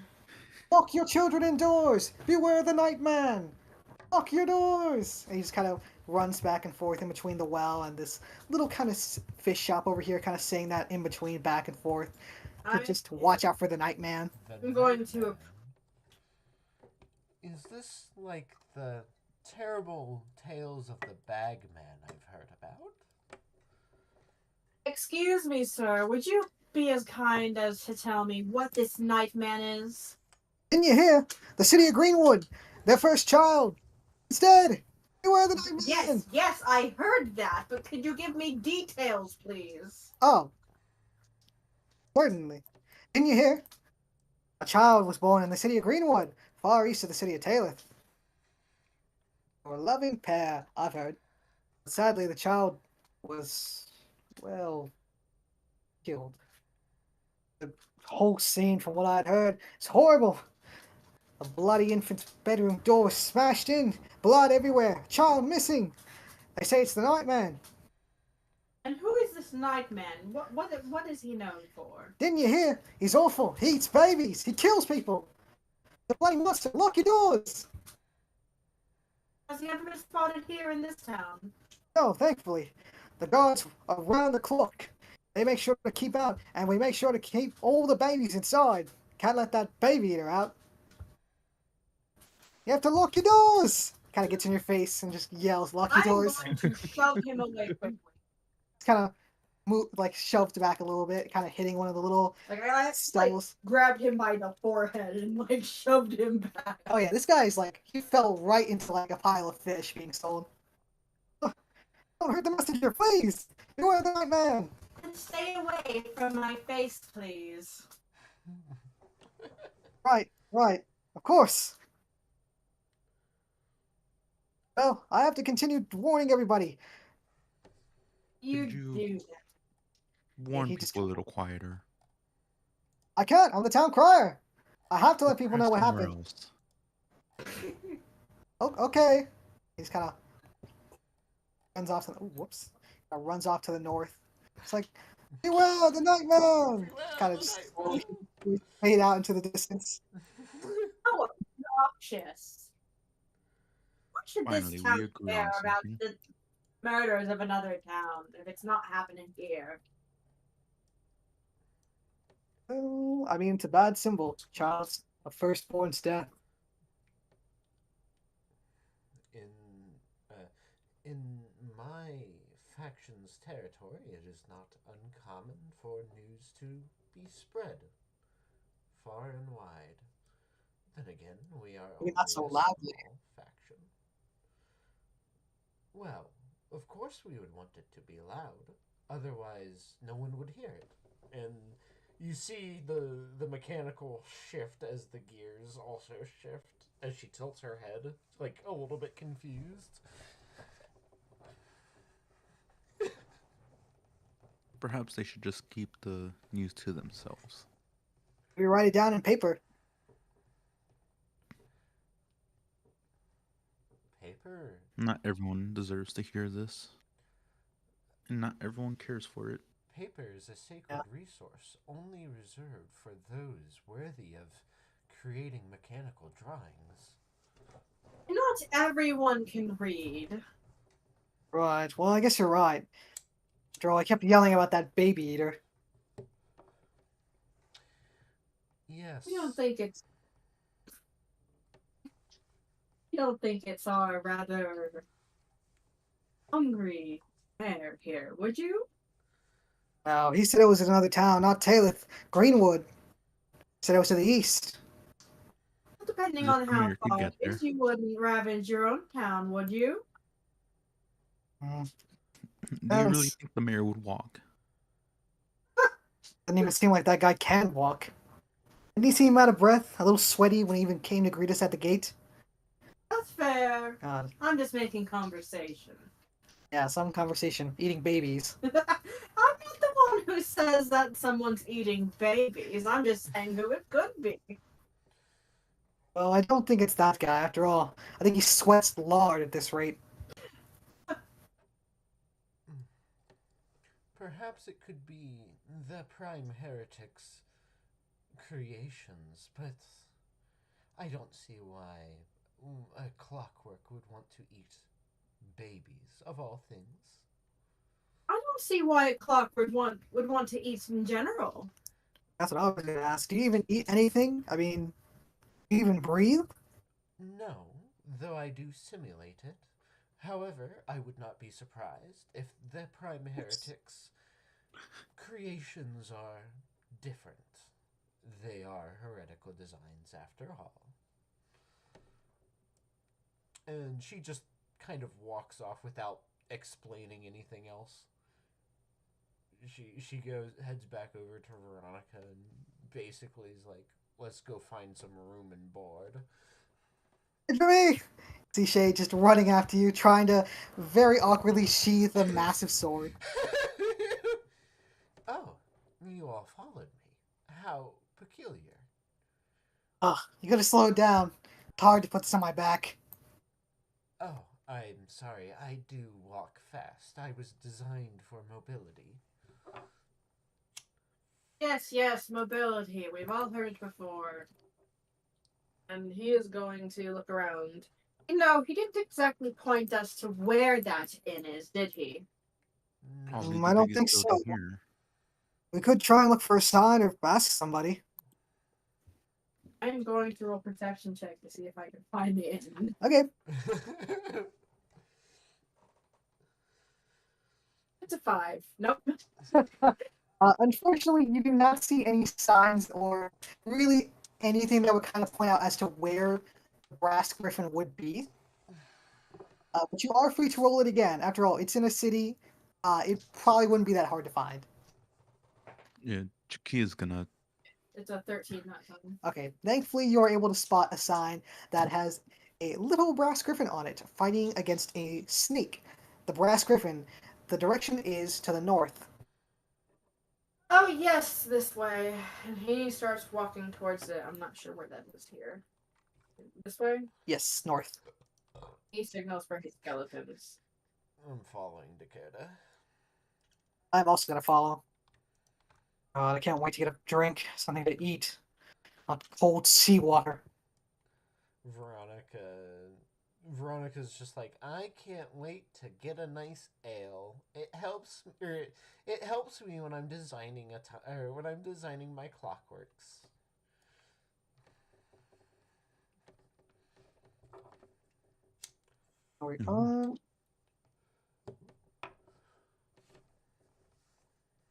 There we are. You arrive to the Brass Griffin, a little farm plot that clearly was a barn, but has been repurposed as to serve as a little inn. There's a nice little welcoming sign, a well, some latrines, a stable for horses, and the Brass Griffin itself. How nice. Lovely. Rosaj, I'm hungry. As she immediately just kind of bursts in. And I'm going to come in and I'm going to. Why did I grab that one? I say to take off my mask. Did we switch out my token? Yeah. Veronica's going to move in relatively quickly as Aya just slowly walks in from behind her. Yippee. This is a wall. Yeah, I was wondering why we went through here when the door's down here. There we go. Yeah. They all just play into the wall one after the other. They Went just right through that break wall. through it like the Kool-Aid man. Oh yeah. Oh yeah.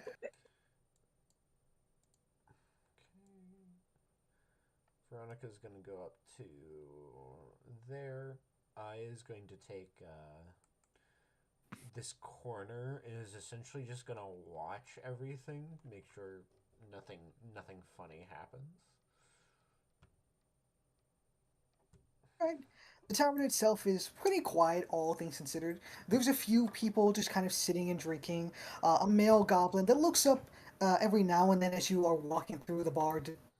Another goblin sitting at the counter and a half-orc serving at the bar.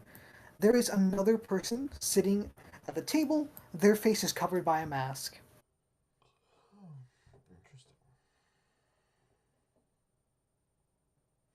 Is it a mask similar to mine, where it's porcelain? It is porcelain and is very well made. Is it obvious that there's a person underneath, or are they cloaked? It is obvious that there is someone underneath, but they are hooded, but you can't see their hands. They're just wearing gloves. Okay. So, much like me, disguised, just not disguised enough to where you can still tell that they're a person. Gotcha. Aya's going to be keeping an eye on them specifically, but otherwise will not approach. Alright. The grass in itself is very nice. It smells like cooked food in here, and it's warm. You're standing next to a little stage where there would usually be a band or some sort of entertainment being played, but it seems like there's nothing tonight. Interesting. The back room, you can see a large, kind of nice fireplace, and then further in there is a lot of open rooms, a washroom. As the half-orc behind the counter kind of pops up. Welcome to the Brass Griffin. Need something to drink? Let us know. If you need something to eat, let us know. A room is 15 gold per night. Veronica takes out that golden coin and she slams it on the counter and she's like, ale and bacon with eggs, please. I am starving. Half-orc grabs the coin, kind of inspecting it before he takes a bite out of it. He bends a little bit before he stuffs it in his pocket. Hmm. Anything else? A Room room. and board, preferably your biggest room. I need some space I need some space. Yeah. Down the hall, far right. Biggest bed I got. Thank, Luxury suite. thank you. Right. The rest of you? He kind of all looks around at We everybody also else. need a room as well. The biggest one you I have. will take your next biggest room since someone here thinks they're deserving of a far bigger one. You have coin? He brings out the coin. Friends of Al, aren't you? Oh, yes. About time. Fat fool has been sending food out here. And that fucking other town. As he takes the coins and immediately grabs a hearty cup of ale for all of you and slams it on the counter. Yeah, Veronica's gonna drink You have- greedily. But you may perhaps actually have some wine instead. Wine? Yes. What kind? Mulberry? Sweet pinta? Grey gold? Do you just have average red wine? Not much of a drinker of the Isles, are you? As he goes back and kind of opens up one of the taps from one of the wine barrels, giving you a nice hearty cup of red wine. Or thank you. And he takes it. What about you, little one? Kind of looks to Sikia. I already said a room, but apparently someone else spoke above me, so. Sorry, you small folk are hard to hear. You need a big one or something small? If you have anything that's big, Mm. there's. Down the hall, bottom left. Second biggest I got. Excuse me, I already claimed that room. No, you didn't. It's mine. I spoke first, I believe, when he's going to look I down. spoke first, but you spoke above me. Veronica Therefore, it's fine. slams her mug, interrupting the conversation, and she says, and she looks down to the small twin, and she's like, "She spoke first. Sorry." And then Thank you. She immediately goes back to chugging her ale. Heavy drinker, aren't you? I am going to bring out some of my. Yes. I'm going to bring out some of my gold. And how much would it persuade you to give me the bigger room rather than the two of these? The half-orc perks up immediately as he stares at the gold, licking his lips. How much do you have? By the way, El Terrell did not give you the 1,500 gold right away. He said he would give it to you, but has not, given it directly. Okay. I don't trust. But all right. Let's see. How much are these rooms normally? 15 gold a night. Anything better, cost 20. And he is going to pull out, I think, 7 gold. About half. I can do 8. This is considering the gold coin that I've already placed. Well, you are friends of El Terrell. What about you, little one? I Counter can offer? do 8. Veronica And I'm- tosses 5 your way. Make that I'm, 5 on top of her 8. I'm going to place down,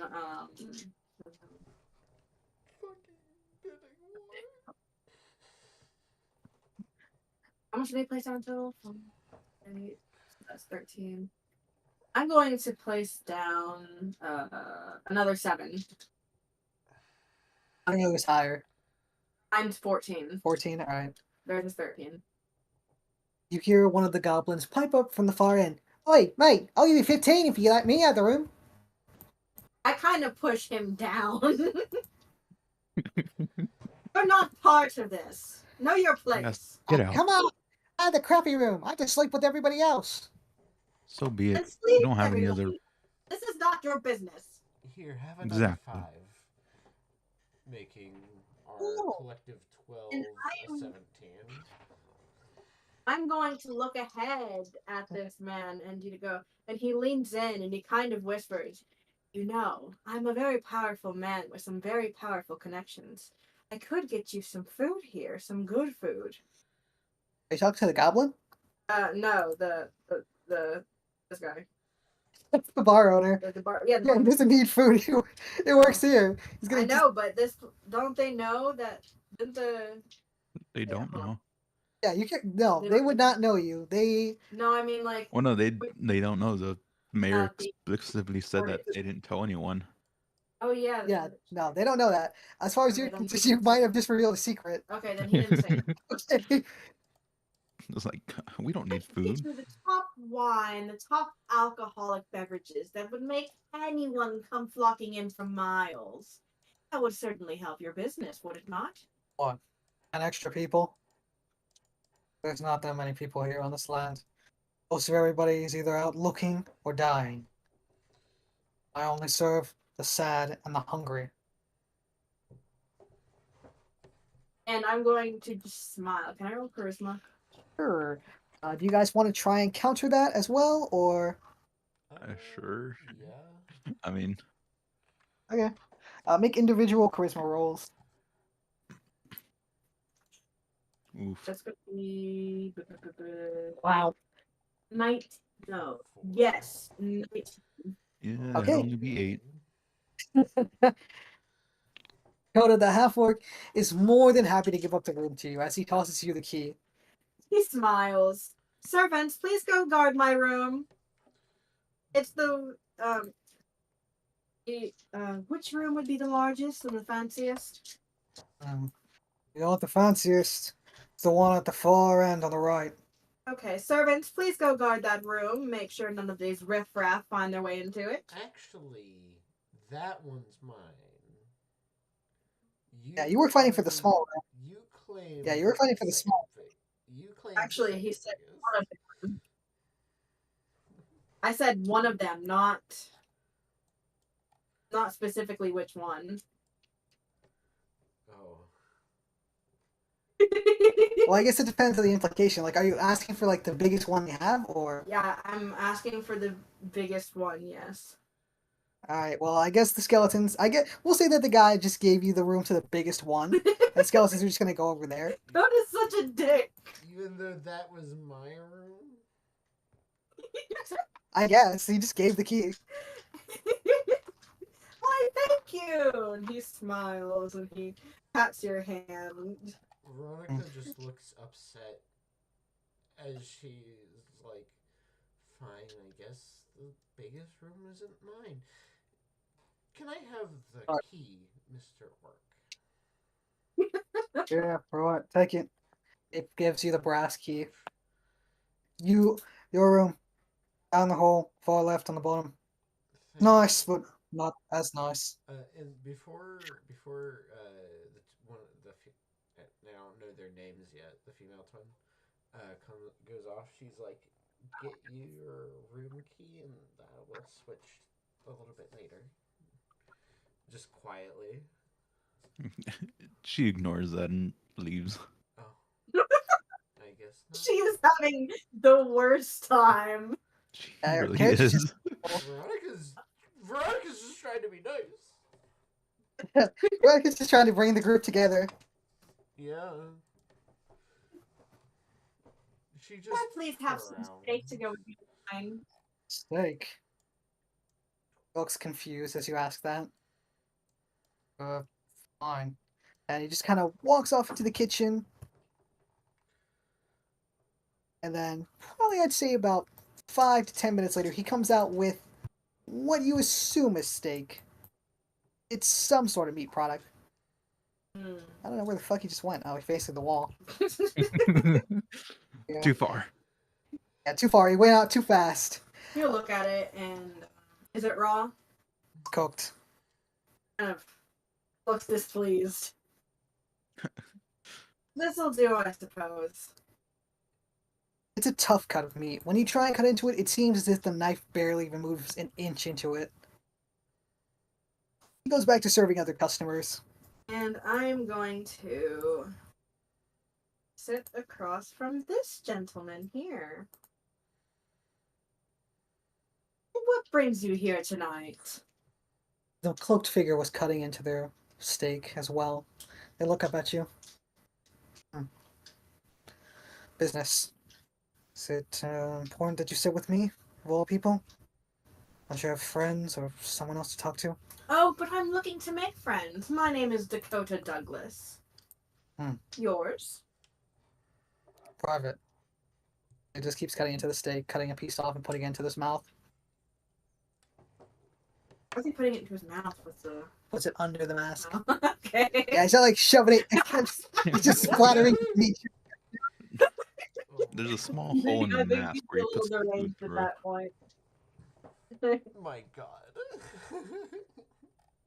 That's quite the interesting attire. Where do you hail from? And can I roll charisma? Or persuasion? Oh, perception. See if you recall Perception. any sort of land that might have had this attire. Damn, that's a 5. You recall nothing about him. There is nothing that points out to you directly as to where he might be from, nor does his accent really tell anything. But can I use my persuasion to see if I can get him to talk to me about it? Sure, you can try and persuade him to talk to you a little bit more. I mean, he's mostly just cutting into a steak and not really talking to you. That's going to be a modified 20. All right. ET, Far East, trader, Trader, I see. merchant, selling goods, What kind of goods would you be selling? I might be interested. gold, jewelry, statues. If you have it, I want it. If you need it, I have it. If you want it, I need it. Quite interesting. Anything of magical sorts? Pauses from cutting a steak. Depends. What do you need? I'm just, you could say, browsing, perchance. He goes back to cutting a steak. Only customer eyes. Not peep and toms. What if I were to guarantee you I'd buy something? You can have a look, but you need to buy something. He kind of pulls out his gold. He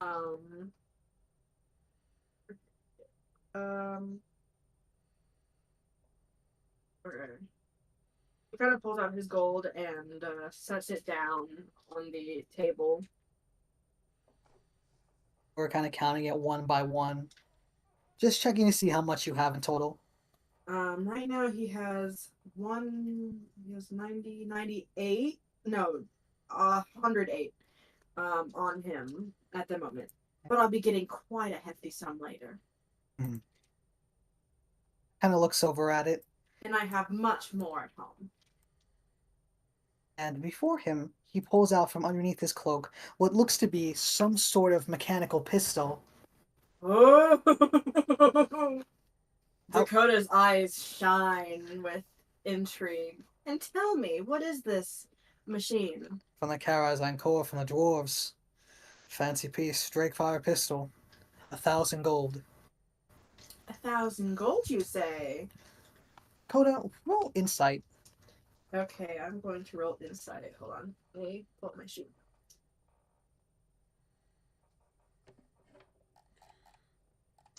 That's going to be 12. You realize that a Drakefire pistol is not worth 1,000 gold. You eye the product a little bit more, and it's kind of shit from what you can see. I hate to say, but do you have anything better, perhaps? You looked at it. You're buying it. And he kind of looks nonchalant. I'm afraid to say that I don't believe this is worth the price you're selling it for. You're a dwarf? Oh, sorry, what did you say? Are you a dwarf? I'm not, but I can see craftsmanship, some shoddy craftsmanship when I see it. Kind of grabs the pistol and puts it back in his kind of cloak. Depends on what you need. Sword, weapon, armor, potion, monster. Monster? Oh, don't be silly. Now, as for weapon, do you have anything like that? Mechanical. Mechanical. what's it called? Hmm. Ranged weapon, it seemed like. Only that. It's the best piece I got.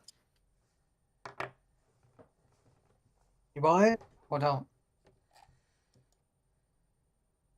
Can I roll something to see how much damage it might be able to do? Sure.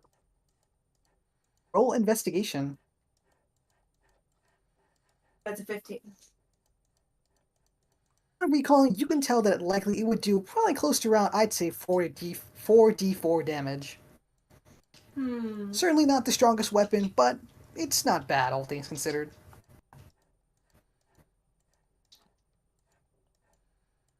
Question whether or not a product of that kind of shoddy quality will actually even be powerful enough to even fire something.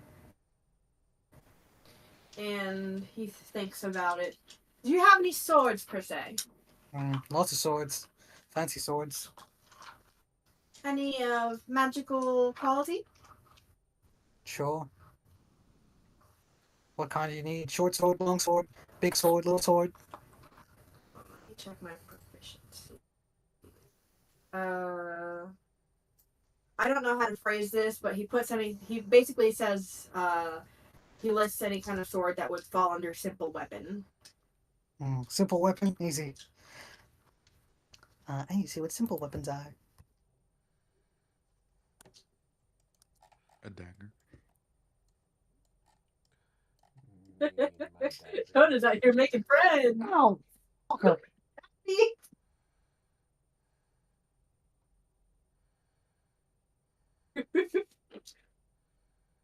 How about a returning javelin? As he brings out the finely ornate crafted javelin. You throw it, comes right back to you. Oh, that does sound lovely, doesn't it?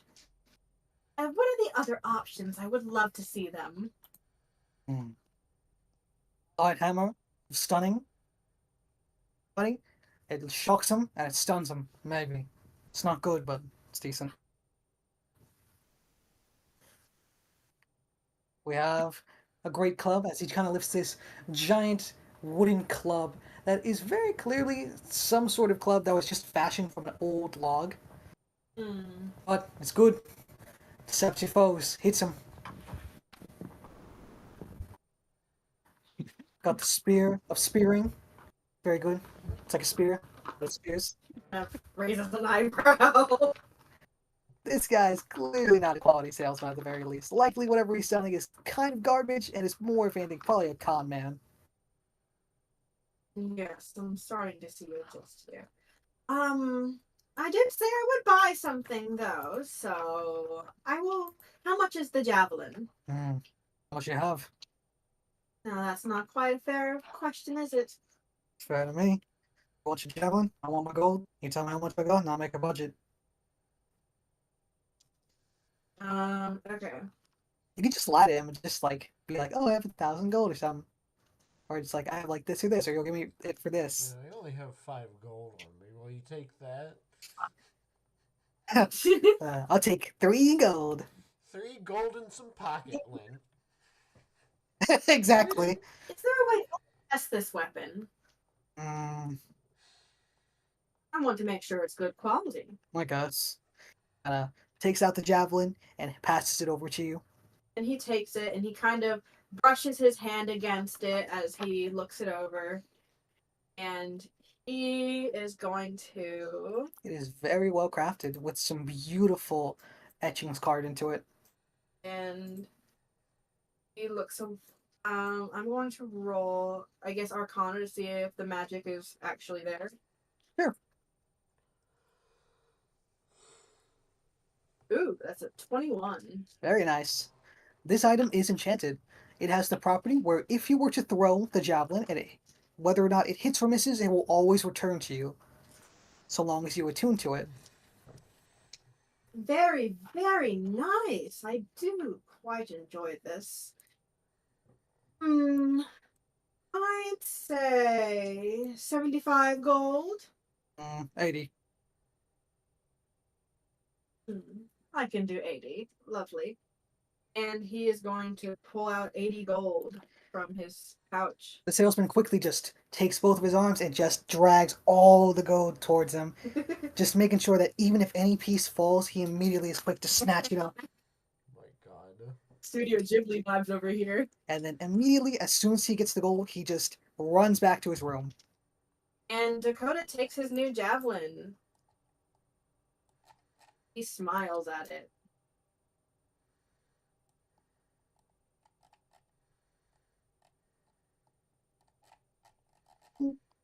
Perfect. You have the Javelin of Returning. Granted, you will need to attune to this item, but upon throwing it, whether it hits or misses, it will always return to its thrower. All right. I finish up my food and I head to my room with my javelin to attune. Very well. And what do I need to do to attune? I've never done that before. In my world, just do 3 hours of essentially tuning it. 1 hour has to be spent studying the item and its properties. Another hour has to be spent kind of getting used to kind of wielding and kind of getting used to like using the object. And then third is an hour of just practice with it, like Okay, throwing perfect. it or whatever. I don't need to sleep, so. Okay, well there you go, perfect. Yeah. Maybe a long rest will do. Yes, pretty much. Cool. Do you guys want to do anything else while you're still here? I'm good. I got my javelin. Let's see. My skeletons are guarding my room. Adi just probably tries to make small talk with The them. robot. Yeah. Oh, the boy talks now. He's always talked. Is there anything you want to ask? Or, So you're an automaton, I think, or robot thing?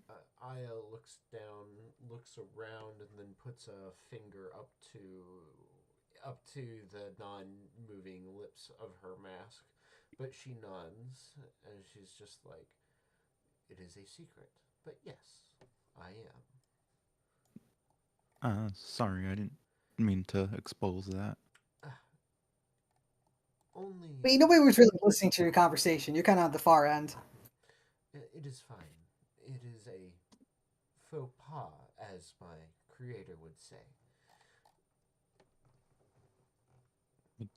I don't know the word. What does that mean? Oh, slip of the tongue. Oh. Yeah. But yes, I am an automata. What is this? Oh, What the fuck is that? Don't worry about what's happening. Continue your conversation. the Aya is just like, yes, I am an automata. From the cult of Morgarius. I was created by I was created within the foundry. Wait, hold on. Is that correct? One of the twins is outside. Would she see this? Yes. Do we want to switch to that character's POV, Luis? We could. What is this guy doing? So, from the side, you see a almost insane dwarf cackling to himself. I'm back, you little good lassies! As he bursts through the doors, guns drawn. I've done it! I've done it! He cheers to himself as he hops around, guns firing all over the place, blasting holes into the ceiling. Oh. This is not the Andrakes. Right. Aya looks at him, dagger clearly out of its hidden compartment.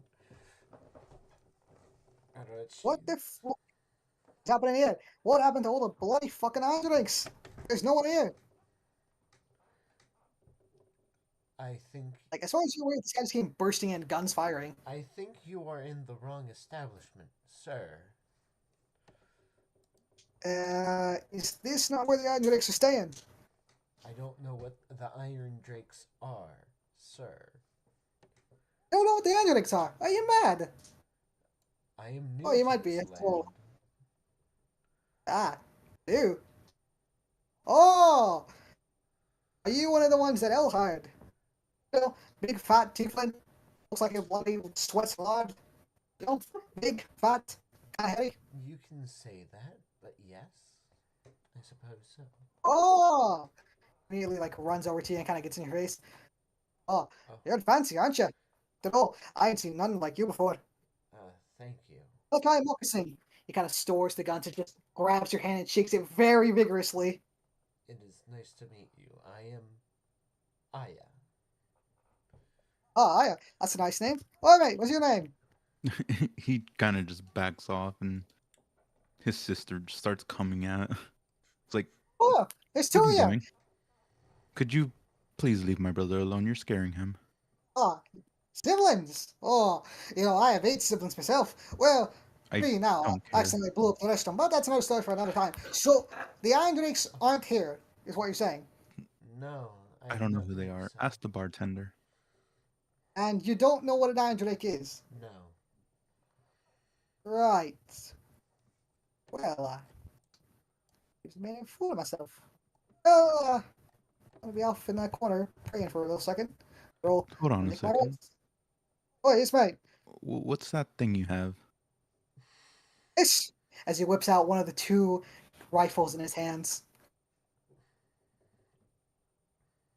All right, Hmm. it's my own creation. It's called a Thunderer. Go to see it. And he kind of I offers you would. it.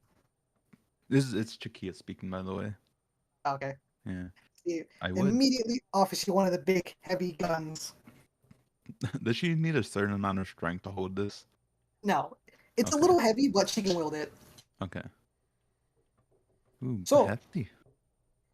we use this, and that makes their heads explode as he points to one of the goblins trying to just enjoy some food, ducking down, trying not to draw this man's ire. Interesting. Mhm. This looks like a creation fabricator Kiara would make. I don't know what that is. Is she an Andrei too? No, she is the head of the foundry. Andrei. What's that, fancy? The cult of Margarius. I do not know if you have heard of them. It is. Never heard of it. I imagine. You heard of Elia? No. You haven't heard of Elia? No. Oh. Last, well, I have a story to tell you then. Oh, she's the dwarven goddess of the harvest, hearth, and home. She's who we pray to for when we get married. I don't know. You ever try and marry a dwarf? It's hard. I don't think that would apply to me, but I see. Right then. I have been told of dwarves' sturdiness is equatable to steel. Oh, yes. I don't know. You ever seen a dwarf run flat and steel with her thighs? That's something you can bloody look forward to. Oh? Why?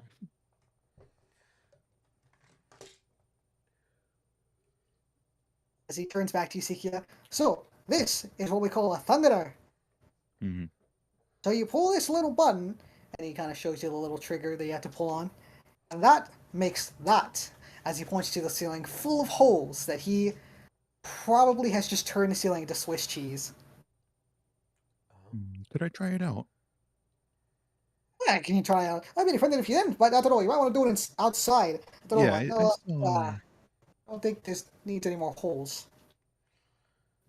All right, let's go, and you can teach me. All right, let's go. I would like to observe. He immediately just runs outside. Right, alrighty then. Let me grab something, and we can blow it up. And he is just going to grab one of the barrels, just kind of sitting against one of the wells, and just kind of props it up there. So, have you heard of the Karazankor before? Yes? No? Maybe? No. So, the Karazankor is all the dwarven lands that we've lost. After all, the dwarves here were almost nigh extinct. I see. So we dwarves have to get creative. You could thank Malachi Moccasin for this. The Thunderer is a powerful rifle.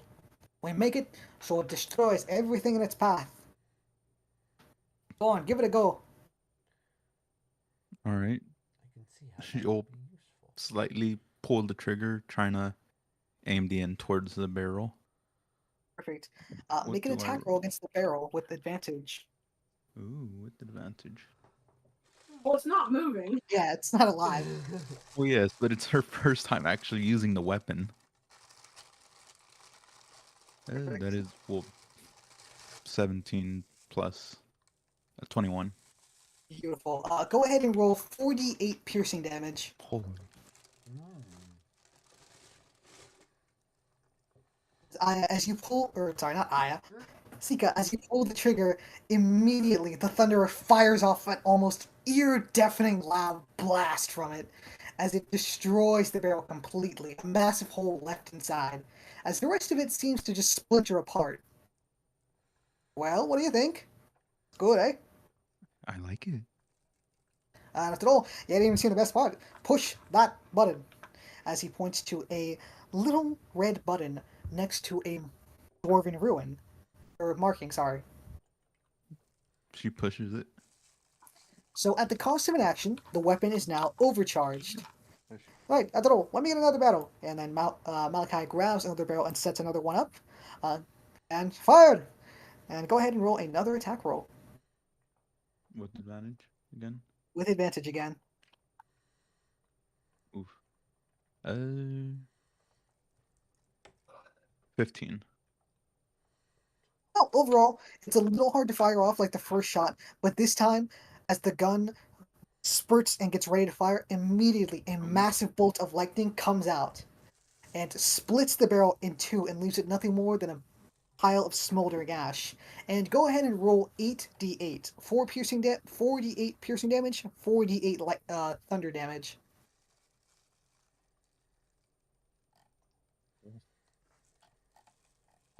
The barrel is no more. You have just completely decimated it. Mm. This guitar, you could make use of a weapon such as this. Oh yeah. How much? Oh, how much? Ha! Don't make me laugh, lassie. Sorry, but, well, the dwarves need it. After all, if we're to reclaim all the holds of the Kata's Encore, then we kind of need everything that we can get. Hmm. But I'll tell you what, if you know where the Angelics are gone, then I'll happily tell them to make you something. I could try to figure it out. Lovely. After all, I have to meet the rest of the boys. Are you sure you haven't seen any of them? They're all most of them are fancy, wild, crazy like me, handsome, nice beard. Unfortunately, though unfortunately not. We That. kind of just got here not too long ago. Oh, interesting. So all of your news. Yes. Ah, fancy. Eh? So, I'll take the gun back, and Oh, I you will sure? try and find my friends. After all, the Kata's Encore can never reclaim itself if a dwarf does nothing. Perhaps just a trial, maybe a day or two. It would just Trial of this? yeah. Oh, sorry, lassie, but after all, this is dwarven rune powder. Just a pinch of this stuff could level a city. After all, putting this in a gun is already dangerous enough. I can't trust it in the wrong hands. No offense. Mhm. Very well then. I won't fight you on this. Well, I appreciate it. Now, if you need me, I'm gonna go back in the tavern and go ask out the boys. If you ever do decide to sell it, though, let me know. Ah, I'll let you know. You'll be the first one. Thank you.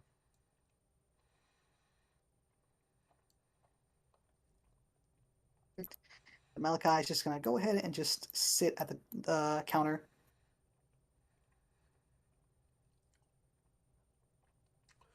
That was certainly enlightening. Very. I enjoyed it. I wish I could have one for my own. Yes, your ears are still ringing a little bit after all. That was an extremely loud explosion from the gun.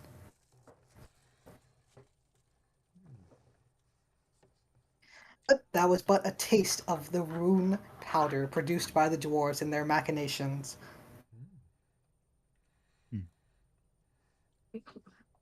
Perhaps I could get an integrated version of the same concept. Perhaps something even stronger, you hear a voice in the sky. Uh, I guess we look up. yeah.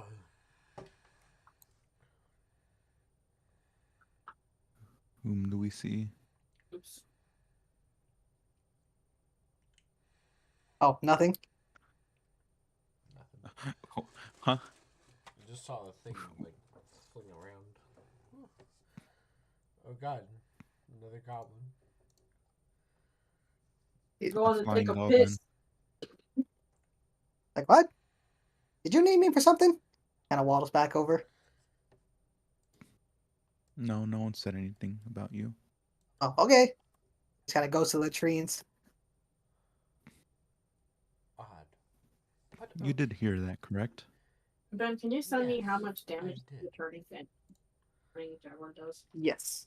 Hmm. Like some stats and stuff and descriptions. Yes. something in the air, I believe? Yes. Perhaps the Quite voice of God. I'm gonna look inside of bizarre. these trees. Oh, and the attack. Nice. Or more specifically, I'm gonna hop up into those trees. Yeah. I think the attack How bonus. heavy is your character? I made her 300. Oh, can these trees hold her? It's a little bit of effort, but yes. Aya has to just be very careful because obviously she can hear that the branches are kind of creaking and are ready to just break. And she's staying primarily on the trunk. Or digging herself into the trunk as she climbs. And it's a 5. Oh, yeah. Well, if it's than that, then yeah, she's fine. 17 to climb up. Perfect. You managed to do so very easily, just kind of leaping through the tree as you managed to get to the top of it. And from there, I would like to try and find out where that voice is coming from. As far as you are aware, it just randomly appeared and just disappeared as quickly as possible. Hmm. Odd. Is this some sort of heretical illusion? Maybe it was Callisto. Perhaps they didn't go. We didn't go entirely unpunished. Maybe. Only time. He just kind of runs out of the bar.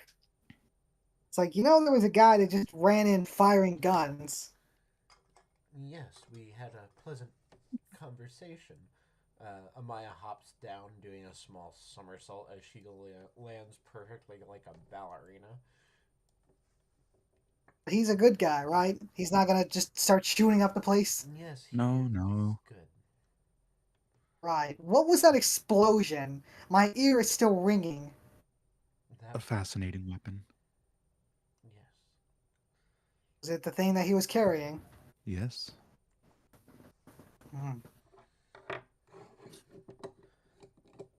Well, then. It's getting late. I think we should turn in for the evening. I suppose maintenance calls my name. As Morgarius wills. I'll see you in the rooms. I'll see you in the morning. Bye bye. Cody took the biggest room and he doesn't even fucking sleep. Yeah, just goes to show how much of an asshole he is. He is an asshole. Shay's gonna retreat to his chambers for the night. Before Aya leaves, she's just like, "Do you two still need rooms?" No, my sister plans on keeping us out here. Then be safe. So We will only be a few doors away. you too. Thank you. Of course. She's gonna sleep outside. Yes. She's too mad Okay, to go I back guess. inside. I She now will, Okay. refuses. I will be shut off temporarily for the engine seer to do some maintenance work. Lovely. Shay is just gonna lie in his bed and just sleep. Oh yeah. So the creepy thing is, if anyone does try to break into Aya's room, they will just see Veronica sleeping in the bed soundly, and a giant, what they could only guess is a mannequin draped in a draped in a long ass coat. This is just a little bit creepy. Right. Remember not to send any robbers into your room, otherwise they're gonna have a heart attack. I know. It's kind of a creepy sight to imagine. Yeah, it's like she just wakes up in the morning. It's like there's just a dead guy on the floor. Oh God! No. Not again. Originally, I was gonna use this photo for Malachi because it looked really funny because his eyes look like he's crazy.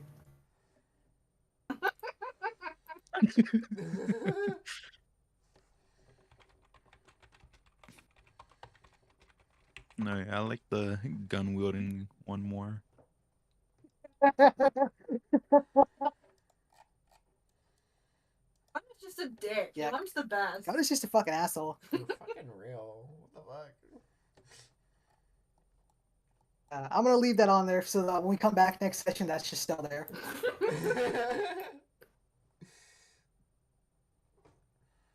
Alrighty, and then that is where we will end session 0. Okay. That was fun. Yeah. Yeah. I could have done better. To be an asshole the whole time. Yeah, you have to be asked the whole fucking